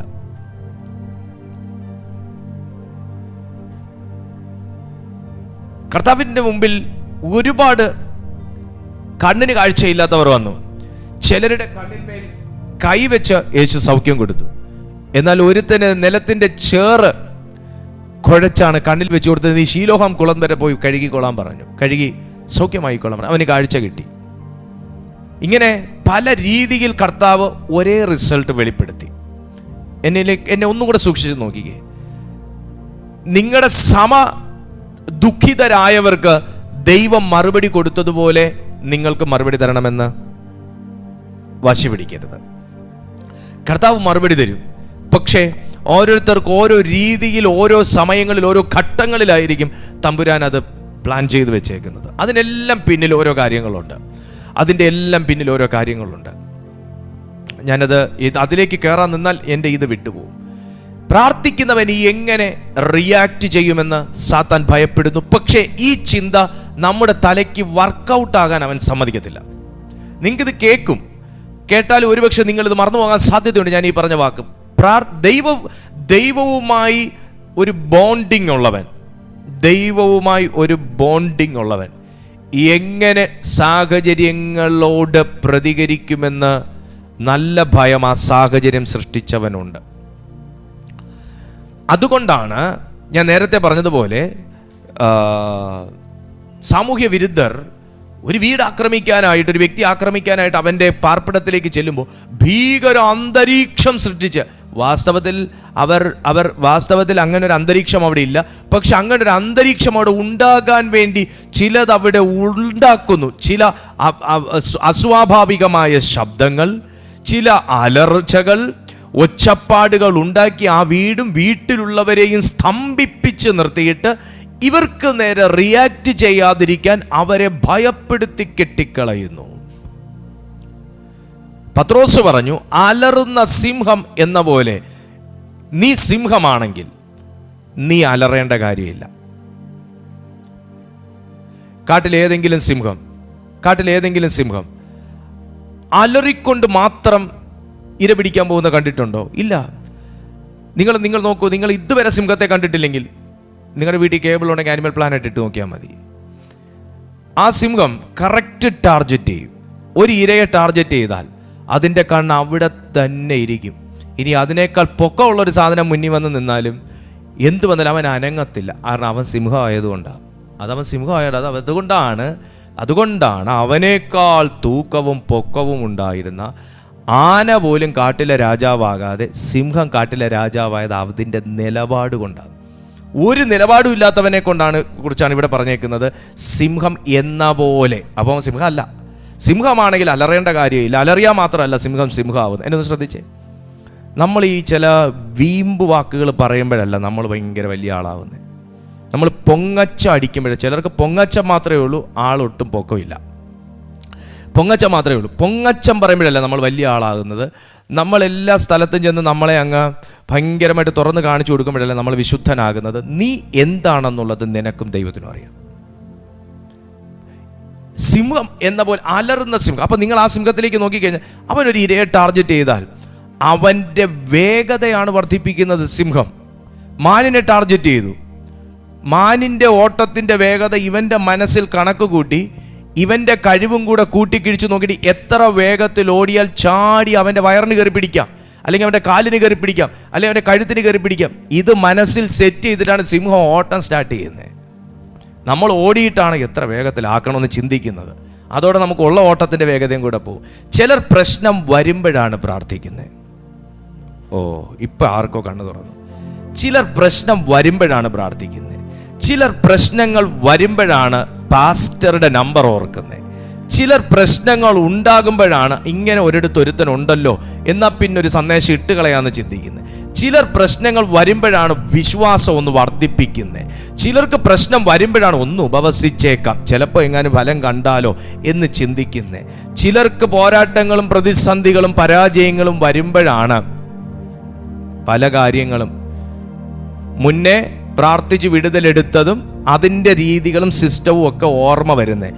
ചിലർക്ക് പ്രശ്നങ്ങൾ വരുമ്പോഴാണ് എന്നാൽ പിന്നെ ഒന്ന് അന്യഭാഷയിൽ പ്രാർത്ഥിച്ച് കളയാം എന്നൊക്കെ അങ്ങ് തീരുമാനിക്കുന്നത്. എൻ്റെ ഒരൊറ്റ ചോദ്യം ഇത്രയേ ഉള്ളൂ, കർത്താവും ഇത്രേ പറഞ്ഞുള്ളൂ. സമയം അറിയാത്തത് കൊണ്ട്, കർത്താവിൻ്റെ വരവിൻ്റെ സമയം അറിയാത്തത് കൊണ്ട് സൂക്ഷ്മതയോടിരിപ്പിൻ, ഉണർന്നിരിപ്പിൻ, പ്രാർത്ഥിപ്പിൻ. കാര്യം എന്താണ്? എൻ്റെ വരവിന് മുന്നേ പല പ്രശ്നങ്ങളും വരും. വെറുതെ എന്തിനാ പരീക്ഷയപ്പെട്ട് നിങ്ങളും കൂടെ എടുക്കപ്പെടാതിരിക്കുന്നത്? അതുകൊണ്ട് പ്രാർത്ഥിച്ചാൽ നിനക്കതിനെ പരിഹരിക്കാനും അതിനെ ചെറുക്കാനും പറ്റും. അതുകൊണ്ടൊരു പ്രശ്നമുണ്ടാകാൻ കാത്തിരിക്കണ്ട, അതിനു മുന്നേ നീ ഉണർവോടെ പ്രാർത്ഥിപ്പിൻ. ഇതാണ് പറയുന്നത്. കർത്താവ് എന്തുകൊണ്ടാണ് നേരത്തെ ടൈം അറിയിക്കാത്തതെന്ന് പറഞ്ഞാൽ, കർത്താവ് മാർച്ച് മാസം 16-ാം തീയതി വരുമെന്ന് പറഞ്ഞാൽ 15-ാം തീയതി തലേന്ന് 11:59 എഴുന്നേറ്റിരുന്ന് പ്രാർത്ഥിക്കും. കാര്യം എന്താ? 16-ാം തീയതി വരും. 12 മണിക്ക് 11:59 12 മണി ആയിട്ട് വന്നാലും നാളെ ഇന്നത്തെ ഒരു ദിവസം തീരുന്നതിന് മുന്നേ വന്നാലും എന്നെ എടുത്തുകൊണ്ട് പോകണം. അന്നത്തെ ദിവസം ഫുൾ ഫാസ്റ്റിംഗാണ്. പിടികിട്ടിയോ? ബാക്കി അത്രയും ദിവസം ലാഭം. കർത്താവിന് നല്ല ബുദ്ധിയുണ്ട്. ചുമ്മയാണ് ദൈവമായത്. സമയം പറഞ്ഞില്ല. ബാക്കി എല്ലാ കാര്യങ്ങളും ബൈബിളിൽ തിട്ടപ്പെടുത്തി എഴുതിയിട്ടുണ്ട്. കർത്താവിൻ്റെ വരവിന് മാത്രം ഇപ്പം വരുമേ പറഞ്ഞിട്ടുള്ളൂ. കാര്യം എന്നാണെന്നറിയാവോ? ഡെയിലി ഇരുന്ന് പ്രാർത്ഥിക്കട്ടെ എന്ന് വിചാരിച്ചു. Praise the Lord. ബൈബിൾ പറയുന്നു സൂക്ഷിക്കണം. നമ്മൾ എന്തിനാ ഈ പ്രശ്നം വരാൻ വേണ്ടി കാത്തിരിക്കുന്നത്? പ്രാർത്ഥിക്കാൻ. നമ്മൾ എന്തിനാ ഈ പ്രശ്നം വരാൻ വേണ്ടി കാത്തിരിക്കുന്നു? ഒന്ന് ഉപവസിക്കാൻ. നമ്മൾ എന്തിനാ ആകെ മൊത്തം ഒരു പരാജയപ്പെട്ട ജീവിതമാകാൻ വേണ്ടി നമ്മളിങ്ങനെ ഉറങ്ങുന്ന ഒരു ആത്മീയ അനുഭവത്തിൽ ജീവിക്കുന്നത്? ഒന്ന് ഉണർന്ന് വരാൻ വേണ്ടി. അതിനേക്കാൾ പ്രശ്നം വരുന്നതിന് മുന്നേ പ്രാർത്ഥിച്ചാൽ വരാൻ സാധ്യതയുള്ള പ്രശ്നങ്ങളെ ഹോളി സ്പിരിറ്റ് ഡീൽ ചെയ്യും. എൻ്റെ ജീവിതത്തിൽ ഒരുപാട് അനുഭവങ്ങളുണ്ട്. ഒരുപാട് അനുഭവങ്ങളേ ഉള്ളൂ. നിങ്ങൾ ഇത്ര ചിന്തിച്ചാൽ മതി. എപ്പോൾ പ്രാർത്ഥിക്കാൻ നമുക്ക് താല്പര്യം കുറയുന്നോ, എന്തോ ഒരു പ്രശ്നം നമ്മുടെ മുമ്പിൽ വരാനുണ്ട്, നമ്മളത് പ്രാർത്ഥിച്ച് ജയിക്കൂ എന്നുള്ളതുകൊണ്ട്. യേശു പറഞ്ഞു സൂക്ഷിച്ചുകൊള്ളുവിൻ, സൂക്ഷ്മതയോടിരിപ്പിൻ, ഉണർന്നിരിപ്പിൻ, പ്രാർത്ഥിപ്പിൻ. പ്രോസെക്കോ, നിന്നെ തന്നെ സമർപ്പിക്കാൻ ആ പ്രോസെക്കോ, പൂർണ്ണതയോടെ സമർപ്പിക്കാൻ ആ പ്രോസെക്കോ എന്നൊരു വാക്ക് പറയുന്നത്. Praise the Lord. വേദപുസ്തകം എത്ര വ്യക്തമായിട്ടാണ് പറയുന്നതെന്ന് നോക്കിക്കേ. അലറുന്ന സിംഹം എന്ന പോലെ. അപ്പോൾ നിങ്ങളെ ഭയപ്പെടുത്തുന്ന ഒരു സിറ്റുവേഷൻ നിങ്ങളുടെ ലൈഫിൽ കൊണ്ടുവന്നാൽ നിങ്ങളുടെ ബ്രെയിൻ സ്റ്റക്കപ്പ് ആവും, പ്രവർത്തിക്കത്തില്ല.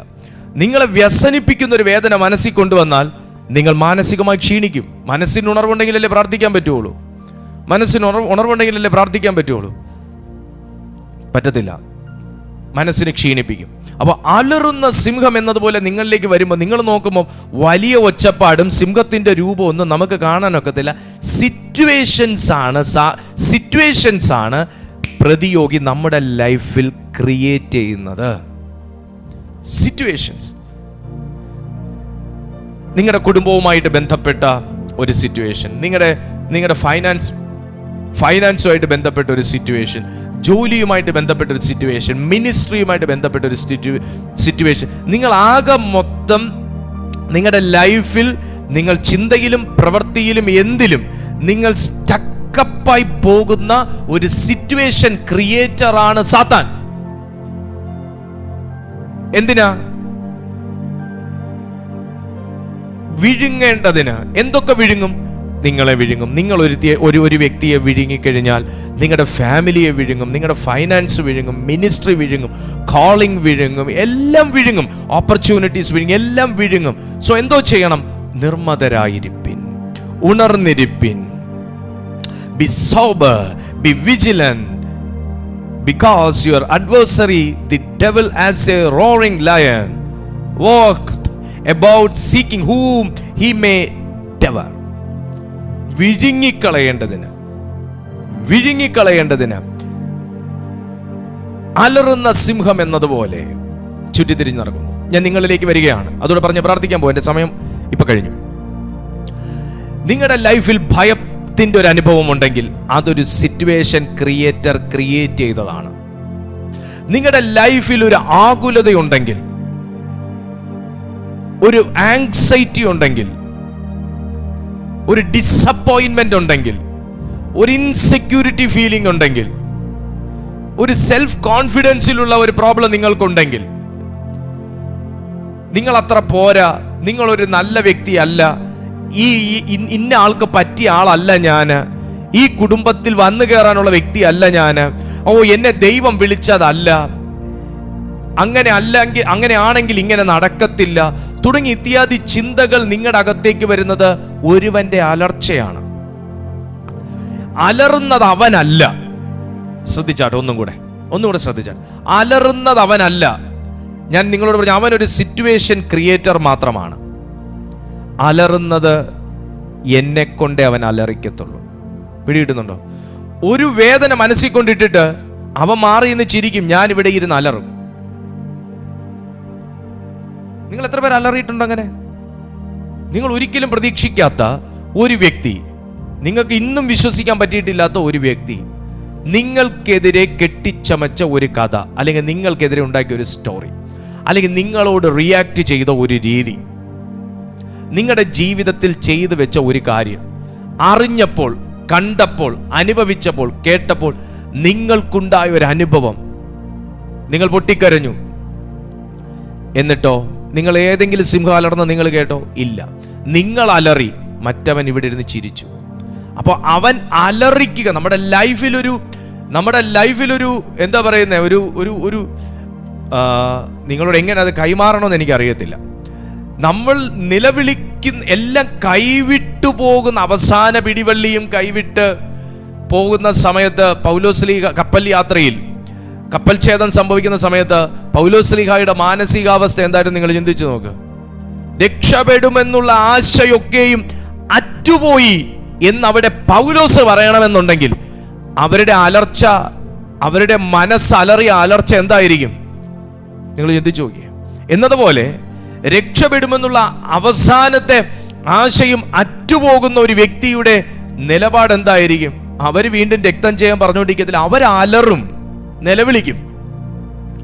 എന്റെ പൊന്നു ദൈവമേ, എന്റെ യേശു നിലവിളിച്ചു, എലി എലി ലമാ ശബക്താനി, നിലവിളിച്ചു എന്ന് അവിടെ എഴുതി വെച്ചേക്കുന്നത്. യേശുവാന്ന് ഓർക്കണം, ദൈവപുത്രനാന്ന് ഓർക്കണം, അത്ഭുതങ്ങളും അടയാളങ്ങളും വീര്യപ്രവൃത്തികളും ചെയ്തവനാന്ന് ഓർക്കണം. രണ്ടാം വരവ് താൻ തന്നെയാണ് വരുന്നത്, ഞാൻ പോകുന്നത് പോലെ വീണ്ടും മടങ്ങി വരും എന്ന് പറഞ്ഞ വ്യക്തിത്വമാന്ന് ഓർക്കണം. പക്ഷെ ഒരു പൂർണ്ണ മനുഷ്യനായി നിന്നുകൊണ്ട് ഒരു മനുഷ്യന്റെ ജീവിതത്തിൽ സംഭവിക്കാൻ സാധ്യതയുള്ള ഏതൊരു ബോൾഡ് ആയിട്ടുള്ള ഒരു മനുഷ്യന്റെ ജീവിതത്തിലും സംഭവിക്കാൻ സാധ്യതയുള്ള നേർക്കാഴ്ചയാണ് ഞാനും നിങ്ങളും ആ ക്രൂശിൽ കണ്ടത്. എന്താണ്?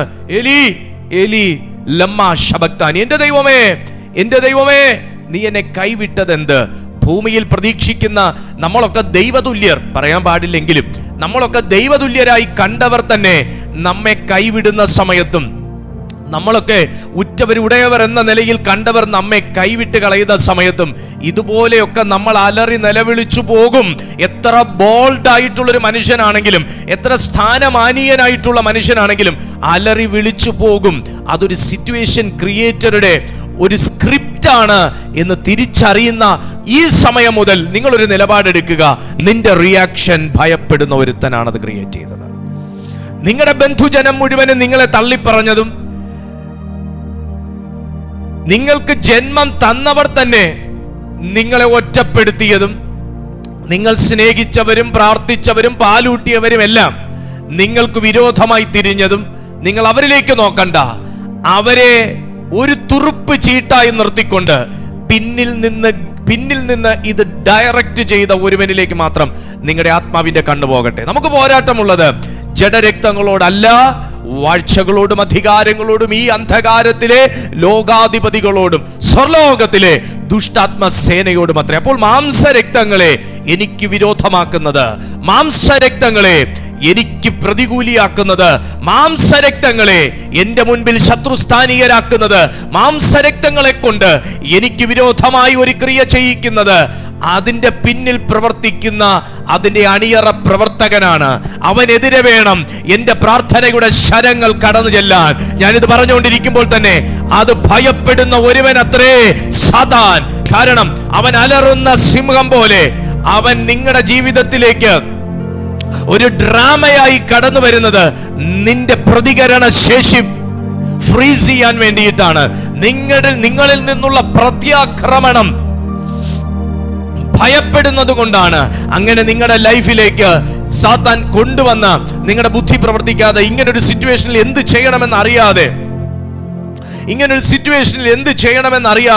ആക്സിഡന്റലി കടന്നു വന്ന ചില സംഭവങ്ങളിലൂടെ ബുദ്ധി പോലും ഫ്രീസ് ആയി പോയ അവസ്ഥകൾ, എന്ത് ഡിസിഷൻ എടുക്കണമെന്ന് ഇപ്പോഴും അറിഞ്ഞുകൂടാത്ത ചില അവസ്ഥകളിൽ ഇരിക്കുന്ന ചിലർ ഈ മീറ്റിംഗിനകത്തുണ്ട്. പരിശുദ്ധാത്മാവ് പറയുന്നു, നിങ്ങളുടെ ജീവിതത്തിലേക്ക് അലറുന്ന സിംഹം എന്ന വണ്ണം അവൻ കൊണ്ടുവന്ന ചിലതിനകത്ത് നിഷ്ക്രിയനായി ഇരിക്കുകയല്ല വേണ്ടത്. B sober, be vigilant. നിങ്ങൾ വിജിലന്റ് ആയി എഴുന്നേൽക്കുകയാണ് വേണ്ടത്. കാരണം നിങ്ങൾ ഒത്തിരി ഒന്നും നിങ്ങൾ റിയാക്ട് ചെയ്യണ്ട.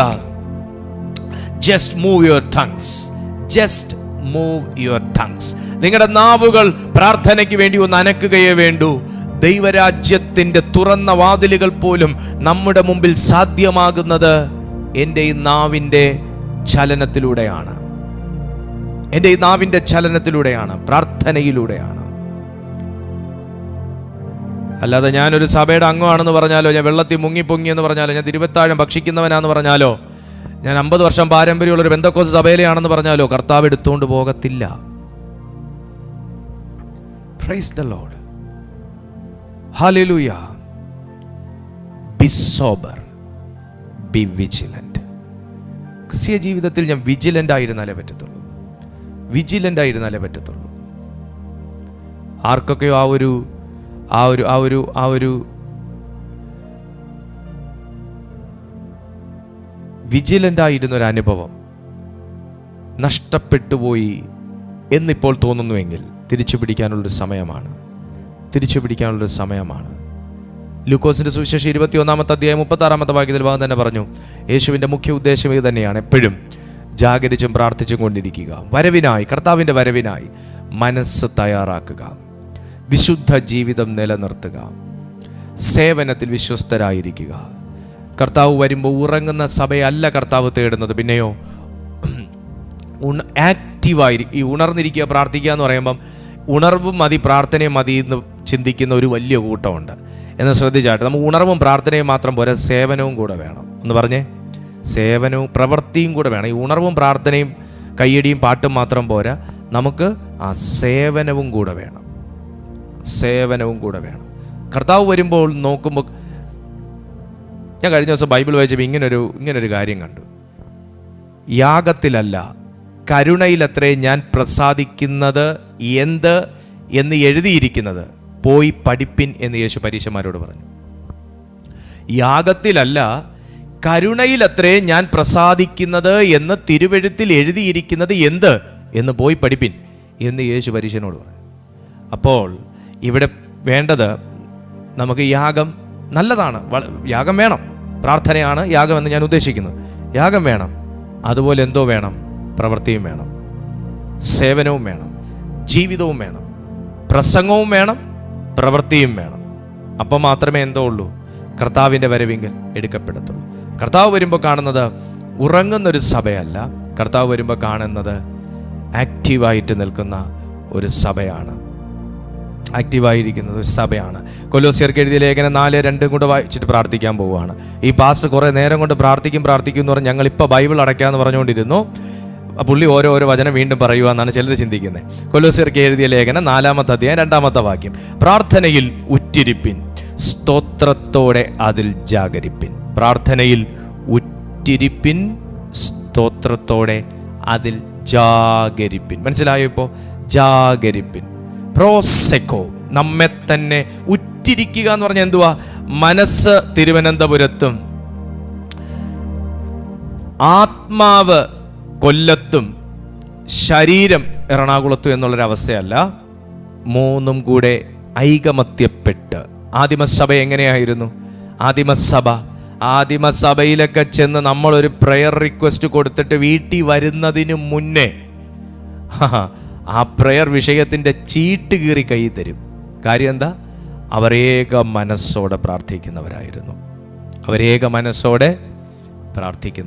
അവർ പ്രാർത്ഥിച്ചാൽ വിടുതല. ഞാൻ ആത്മാവിൽ പ്രവചിക്കുന്നു, എഫദ ഇൻ ജീസസ് മിനിസ്ട്രീസിൽ ഒരു വിഷയം പ്രാർത്ഥനാ വിഷയമായി വെച്ചാൽ അതിന് വിടുതല എന്ന് പറയുന്നൊരു തരത്തിലേക്ക് ഈ സഭയെ ദൈവം അഭിഷേകം ചെയ്യും, ഈ മിനിസ്ട്രിയെ ദൈവം അഭിഷേകം ചെയ്യും. ആമേൻ.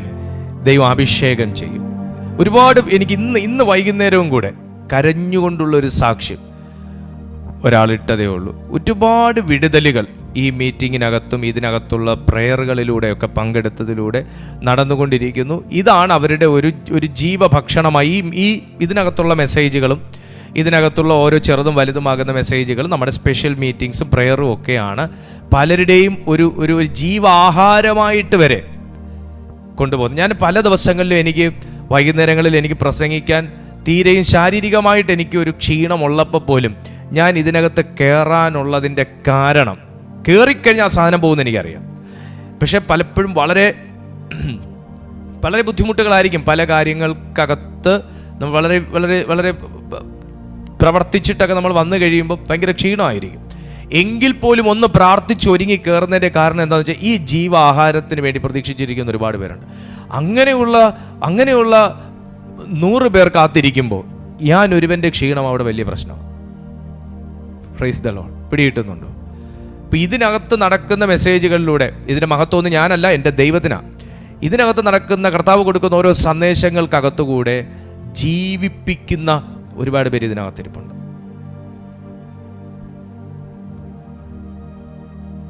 വചനം പറയുന്നു, സമർപ്പിക്കുക, പ്രാർത്ഥനയിൽ ജാഗ്രതയോടെ, പ്രാർത്ഥനയിൽ സ്ഥിരതയോടെ, ജാഗ്രതയോടെ ഇരിപ്പിൻ. അതാ യേശു പറഞ്ഞത്, പ്രോസെക്കോ, സമർപ്പിക്കുക. നമ്മുടെ മനസ്സ്, ചിന്ത, ശരീരം, ഇത് മൂന്നും കൂടെ ഏകമധ്യപ്പെട്ട് ഏക മനസ്സോടെ ആദിമസഭ പ്രാർത്ഥിച്ച ലെവലിൽ പ്രാർത്ഥിക്കുമ്പോഴാണ് ദൈവം വിടുതലുകൾ അയക്കുന്നത്, പ്രോമിസുകൾ നമ്മുടെ ജീവിതത്തിൽ അക്കമിട്ട് നിറവേറുന്നത്.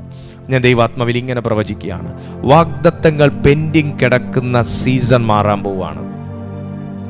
വാഗ്ദത്തങ്ങൾ, ദൈവശബ്ദങ്ങൾ, ദൈവിക അരുളപ്പാടുകളെല്ലാം പെൻഡിങ് ആയി കിടക്കുന്ന, ഇന്ന് നടക്കും, ഈ മാസം നടക്കും, അടുത്ത വർഷം നടക്കും, പറഞ്ഞ കാര്യങ്ങളെല്ലാം പെൻഡിങ് മാറി നിങ്ങളുടെ ജീവിതത്തിൽ ഫുൾഫിൽ ചെയ്യുന്ന ഒരു സീസണിലേക്ക് പരിശുദ്ധാത്മാവ് മാറ്റാൻ പോവുകയാണ്.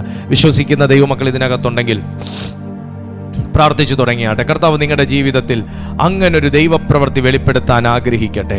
അതിനുവേണ്ടി നമുക്കൊരു ഉണർവിൻ്റെ ഒരു അഭിഷേകം വ്യാപിക്കട്ടെ. അതിനുവേണ്ടി ഉണർവിൻ്റെ ഒരു അഭിഷേകം അതിനുവേണ്ടി ഉണർവിന്റെ ഒരു അഭിഷേകം. നമ്മുടെ സോളിൽ, നമ്മുടെ സ്പിരിറ്റിൽ എല്ലാം ഒരു ഉണർവിന്റെ ഒരു അഭിഷേകം. നിന്നെ ഭയപ്പെടുത്തുന്ന ഒത്തിരി സിറ്റുവേഷൻസ് ശത്രു ക്രിയേറ്റ് ചെയ്തിട്ടുണ്ടാകാം, നോ ഡൗട്ട് ഒത്തിരി. പക്ഷേ അതിനകത്ത് നിന്റെ നിഷ്ക്രിയത്വമാണ് അവൻ ആഗ്രഹിക്കുന്നത്. നീ ഭയപ്പെടുക, നീ ആശങ്കപ്പെടുക, നിങ്ങൾ സംശയിക്കുക. ഇങ്ങനെ ഒരു നിഷ്ക്രിയത്വം നിന്നിൽ നിന്ന് അവൻ പ്രതീക്ഷിക്കുന്നു, ദുഷ്ടാത്മാവ് പ്രതീക്ഷിക്കുന്നു, പ്രതിയോഗി പ്രതീക്ഷിക്കുന്നു. എന്നാൽ നീ വീണ്ടും പൂർവാധികം ശക്തിയോടെ പ്രാർത്ഥിക്കുന്നവനായും വിശ്വസിക്കുന്നവനായും പ്രവർത്തിക്കുന്നവനായും മടങ്ങി വരുന്നു എന്ന വാർത്ത അവനെ ഭയപ്പെടുത്തുന്നതാണ്, ശത്രുവിനെ ഭയപ്പെടുത്തുന്നതാണ്. പ്രാർത്ഥിക്കുന്നവന്റെ രൂപമല്ല, പ്രാർത്ഥിക്കുന്നവന്റെ ശബ്ദം ശത്രുവിനെ അലോസരപ്പെടുത്തുന്നു, ഭയപ്പെടുത്തുന്നു. പ്രാർത്ഥിക്കുന്നവന്റെ മുഖമല്ല, പ്രാർത്ഥിക്കുന്നവന്റെ മുഖഭാവം ശത്രുവിനെ ഭയപ്പെടുത്തുന്നു. അതിനെതിരെ നിങ്ങളുടെ ജീവിതത്തിൽ അവൻ സൃഷ്ടിച്ച ഭയം, അതിനെതിരെ നിങ്ങളുടെ ജീവിതത്തിൽ ശത്രു സൃഷ്ടിച്ച ആകുലതകൾ, നിങ്ങളുടെ മനസ്സിൽ അവൻ കൊണ്ടിട്ട കൺഫ്യൂഷൻ എല്ലാം യേശുവിന്റെ നാമത്തിൽ ആത്മസാന്നിധ്യത്തിൽ തകർന്നു വീഴാൻ ഇപ്പോൾ തന്നെ നിങ്ങൾ മുട്ടുമടക്കി, തല ഉയർത്തി, വായ് തുറന്ന്, കൈ വിരിച്ചു പിടിച്ച് പ്രാർത്ഥിച്ചു തുടങ്ങുക. യേശുവിന്റെ നാമത്തിൽ ഇത് പറയുമ്പോൾ തന്നെ എല്ലാ ശത്രുവിന്റെ മുന്നൊരുക്കിയ പദ്ധതികളും ഇപ്പോൾ തകർന്നു വീഴട്ടെ.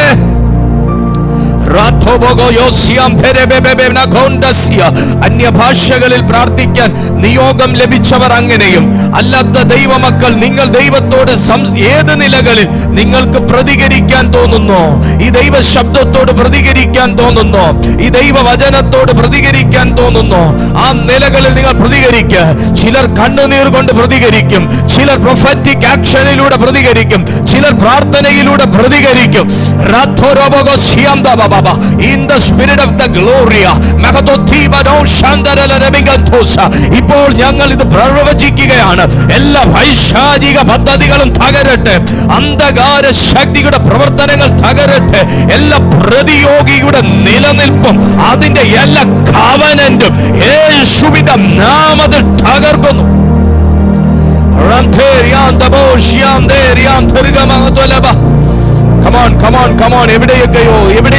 എവിടെയൊക്കെയോ ഭയത്തിന്റെ ആത്മാക്കൾ വിട്ടുപോകാൻ തുടങ്ങുന്നു, എവിടെയൊക്കെയോ ഇരുട്ടിന്റെ ശക്തികൾ വിട്ടുപോകാൻ തുടങ്ങുന്നു, എവിടെയൊക്കെയോ കൺഫ്യൂഷൻ കൺഫർമേഷനായി, കൺഫ്യൂഷൻ മാറി കൺഫർമേഷനായി തിരിയുന്നൊരു സമയം.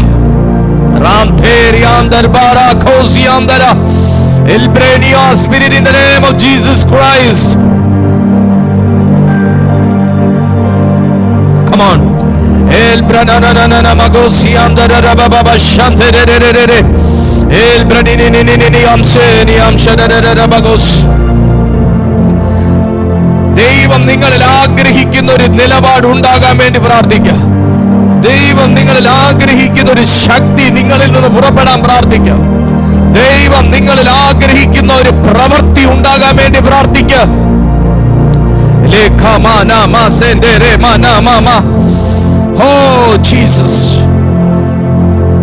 ദൈവ ശബ്ദങ്ങൾ കേട്ടോണ്ടിരുന്നവരുടെ അരികിലേക്ക് വീണ്ടും അങ്ങനെ ഒരു റീകണക്ഷൻ ഉണ്ടാകാൻ പോകുകയാണ്. ദൈവ ശബ്ദം കേട്ടോണ്ടിരുന്നവരിലേക്ക് അങ്ങനെ ഒരു റീകണക്ഷൻ ഉണ്ടാകാൻ പോകുകയാണ്. ഓ റബാ റെഗൽ ഖേരിയാന്തർ power in the name of Jesus. ദൈവ ശക്തി പ്രാർത്ഥനയിൽ വെളിപ്പെട്ടുകൊണ്ടിരുന്നവരുടെ ജീവിതത്തിൽ, ശുശ്രൂഷയിൽ വെളിപ്പെട്ടുകൊണ്ടിരുന്നവരുടെ ജീവിതത്തിൽ രണ്ടാമതൊരു റീകണക്ഷൻ ഉണ്ടാകാൻ പോകുകയാണ്.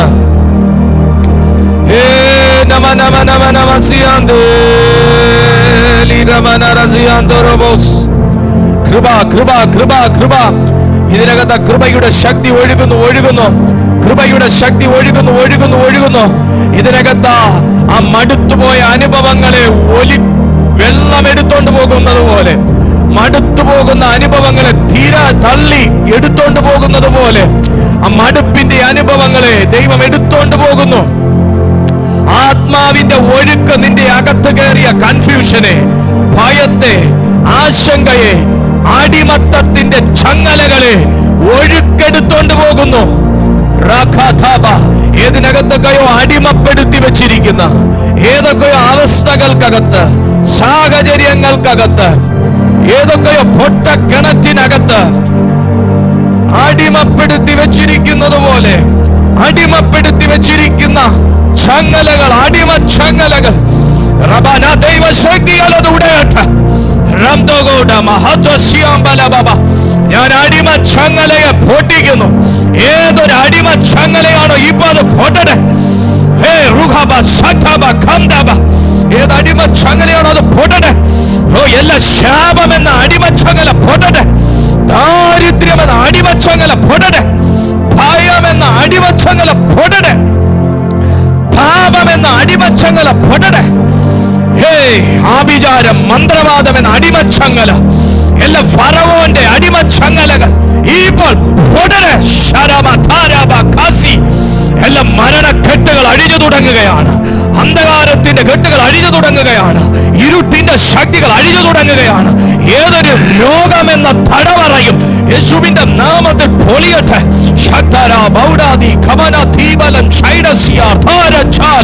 യേശുവിന്റെ നാമത്തിൽ ദുരാത്മ കോട്ടകൾ ഉടയുന്നു, തകരുന്നു. ചിലയിടത്ത് ദുഷ്ടന്റെ താമര വാതിലുകൾ തകർന്നു തുടങ്ങുന്നത് എനിക്കറിയാം. ചിലയിടത്ത് ഇരുമ്പോടാമ്പലുകൾ ഖണ്ഡിക്കപ്പെടുന്നത് എനിക്കറിയാം. ചിലയിടത്ത് നിൽക്കുന്ന ദുരാത്മവാസം എന്നേക്കുമായി അതിന്റെ അടിസ്ഥാനവും അടിത്തറയും ഇളകിത്തറിക്കുന്നു.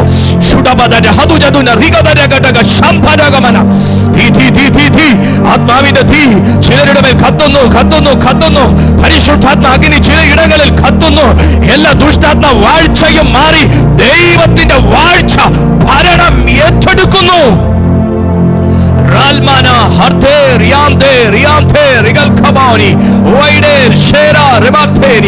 ദൈവത്തിന്റെ ആത്മാവ് വാഴ്ച ഏറ്റെടുക്കുന്നു. കർത്താവ് എന്നോട് പറയുന്നു, നിന്റെ വീടിന്റെ കൺട്രോൾ ഹോളി സ്പിരിറ്റ് ഏറ്റെടുക്കുകയാണ്. മക്കളുടെ കൺട്രോൾ ഹോളി സ്പിരിറ്റ് ഏറ്റെടുക്കുകയാണ്. നിന്റെ ലൈഫ് പാർട്ട്ണറുടെ കൺട്രോൾ, ബിസിനസിന്റെ കൺട്രോൾ, മിനിസ്ട്രിയുടെ കൺട്രോൾ ഹോളി സ്പിരിറ്റ് ഏറ്റെടുക്കുകയാണ്. നിനക്കുള്ള കണക്ഷൻസ് ദൈവത്തിന്റെ ആത്മാവ് മടക്കി തരാൻ പോകുകയാണ്. Kingdom connections, heavenly connections, godly ജനറൽസുമായിട്ടുള്ള കണക്ഷൻസ് ഹോളി സ്പിരിറ്റ് നിനക്ക് വേണ്ടി കണക്ട് ചെയ്യും. The fire of the Holy Spirit in the realm Shikabara, I release it in Jesus' name.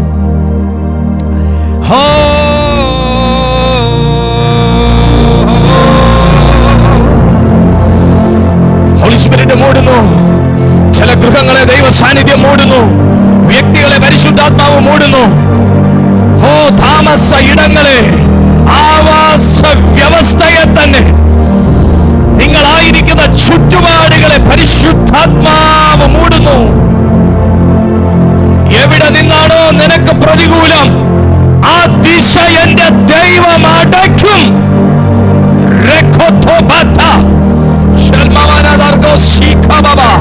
വീണ്ടും ആവർത്തിക്കും. ഏത് ദിശയിൽ നിന്ന്, ഏത് ദിക്കിൽ നിന്നാണോ പ്രതികൂലം, ആ ദിശ, ആ ദിക്ക്, ആ ഉറവിടം ഇപ്പോൾ യേശുവിന്റെ നാമത്തിൽ ബന്ധിക്കുന്നു. അടയട്ടെ.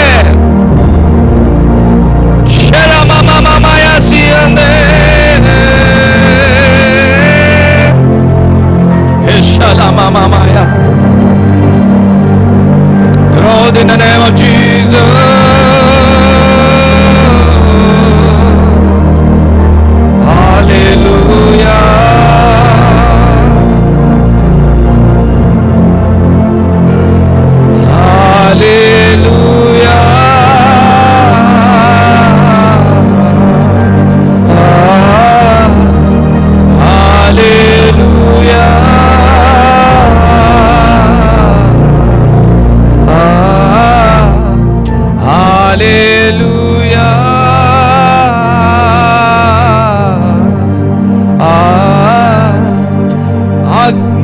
സൈന്യമായെഴുന്നേൽക്കും, മഹത്വം ദേശത്തിൽ വിളങ്ങിടും. അഗ്നി സൈന്യമായെഴുന്നേൽക്കും, മഹത്വം ദേശത്തിൽ വിളങ്ങിടും. പരിശുദ്ധ റൂഹ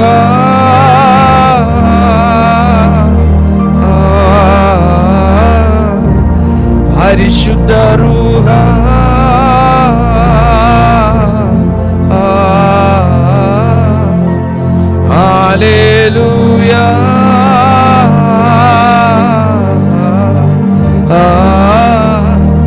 ഹല്ലേലൂയാ,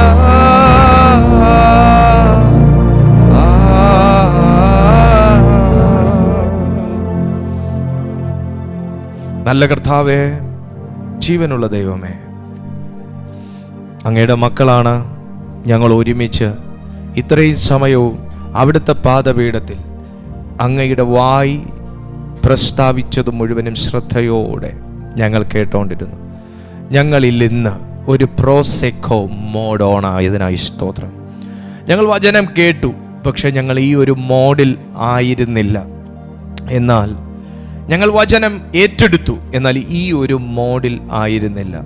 ഞങ്ങൾ ഇന്നു മുതൽ ഈ ഒരു അനുഭവത്തോടെ ദൈവവചനത്തെയും കർത്താവിൻ്റെ അരുളപ്പാടുകളെയും കേൾക്കാൻ, അറിയാൻ, അനുസരിക്കാൻ, ജീവിക്കാൻ ആഗ്രഹിക്കുകയാണ്. പപ്പാ, ഞങ്ങളിൽ കർത്താവ് വരുമ്പോൾ ഈ നന്മയൊക്കെയും ഉണ്ടാകേണ്ടതിന് പൂർണ്ണമായും ആ പ്രോസെക്കോയിൽ ഞങ്ങളെ സമർപ്പിക്കുന്നു, ആ നിലയിൽ സമർപ്പിക്കുന്നു. ഒരംശമോ ഒരു പെർസെൻറ്റേജ് പോലും ഞങ്ങൾക്ക് ദൈവത്തിന് തരാതെ ഞങ്ങളിൽ പിടിച്ചു വെക്കാൻ ഒന്നുമില്ല. ഒരു 0.1% പോലുമില്ല, 0.1% പോലുമില്ല. പൂർണ്ണമായി ഞങ്ങൾ ദൈവം മുമ്പാകെ ഞങ്ങളെ സമർപ്പിച്ച് പ്രാർത്ഥിക്കുന്നു. എന്നെ സമർപ്പിച്ചു പ്രാർത്ഥിക്കുന്നു, പൂർണ്ണമായി സമർപ്പിക്കുന്നു. പരിശുദ്ധാത്മാവേ, തിരു നിവാസം എത്ര മനോഹരം! അത് കാണാനും അറിയാനും മനസ്സിലാക്കാനും ആ ആഴങ്ങൾ മനസ്സിലാക്കി ജീവിക്കാനും കർത്താവിൻ്റെ വികാരം ഉൾക്കൊണ്ടുകൊണ്ട് ജീവിക്കാൻ കർത്താവ് പഠിപ്പിക്കണം. അതിനധികം കൃപയും അഭിഷേകവും ബലവും തരണം. ഈ യൂട്യൂബിൽ, സൂമിൽ ആയിരിക്കുന്ന ഓരോ ദൈവമക്കളെയും ഞാൻ പിതാവിൻ്റെയും പുത്രൻ്റെയും പരിശുദ്ധാത്മാവിൻ്റെയും നാമത്തിൽ ബ്ലെസ് ചെയ്ത് അനുഗ്രഹിച്ച് പ്രാർത്ഥിക്കുകയാണ്. ഇവർ ഏത് വഴിക്ക് ഇവർ തിരിഞ്ഞാലും ഇവരുടെ പ്രവൃത്തികൾ സാധ്യമാകട്ടെ. ഇവർ നന്മ കൊണ്ട് നിറയട്ടെ. ഇവർ താഴ്ചയല്ല, ഉയർച്ച തന്നെ പ്രാപിക്കട്ടെ. കർത്താവെ, ഇവർ ദൈവത്തിന് അധികം ഫലപ്പെടുന്നവരായി, അധികം ഫലപ്പെടുന്നവരായി ഈ മക്കളെ മാറ്റണം. ഇവരുടെ കുടുംബത്തെ, ഇവരുടെ ജീവിതങ്ങളെ, വ്യക്തിത്വത്തെ ഭരിക്കുന്ന ഏതൊരു തിന്മയുടെ ശക്തിയും ഇന്ന് ഈ ആരാധനയിൽ വെളിപ്പെട്ട ദൈവശക്തിയാൽ തകർന്നു മാറട്ടെ, പൂർണ്ണമായി വിടുവിക്കപ്പെടട്ടെ. ഇവരെ ഞാൻ അനുഗ്രഹിക്കുന്നു യേശുവിൻ നാമത്തിൽ തന്നെ, ആമേൻ. പിതാവാം ദൈവത്തിൻ്റെ സ്നേഹവും യേശുക്രിസ്തുവിൻ്റെ കൃപയും പരിശുദ്ധാത്മാവിൻ്റെ കൂട്ടായ്മയും കാവലും ഈ മീറ്റിങ്ങിലായിരുന്ന എല്ലാ ദൈവമക്കളോടും നാം കേട്ട തിരുവെഴുത്തിനോടും പ്രാർത്ഥിച്ച ഓരോ വിഷയത്തോടും ഭൂമിയിലുള്ള സകല വിശുദ്ധന്മാരോടും ഇന്നും എന്നും എപ്പോഴും അരുമനാഥനാം യേശു കർത്താവിൻ്റെ മേഘപ്രത്യക്ഷതയോളവും ഉണ്ടാകുമാറാകട്ടെ. ആമേൻ, ആമേൻ.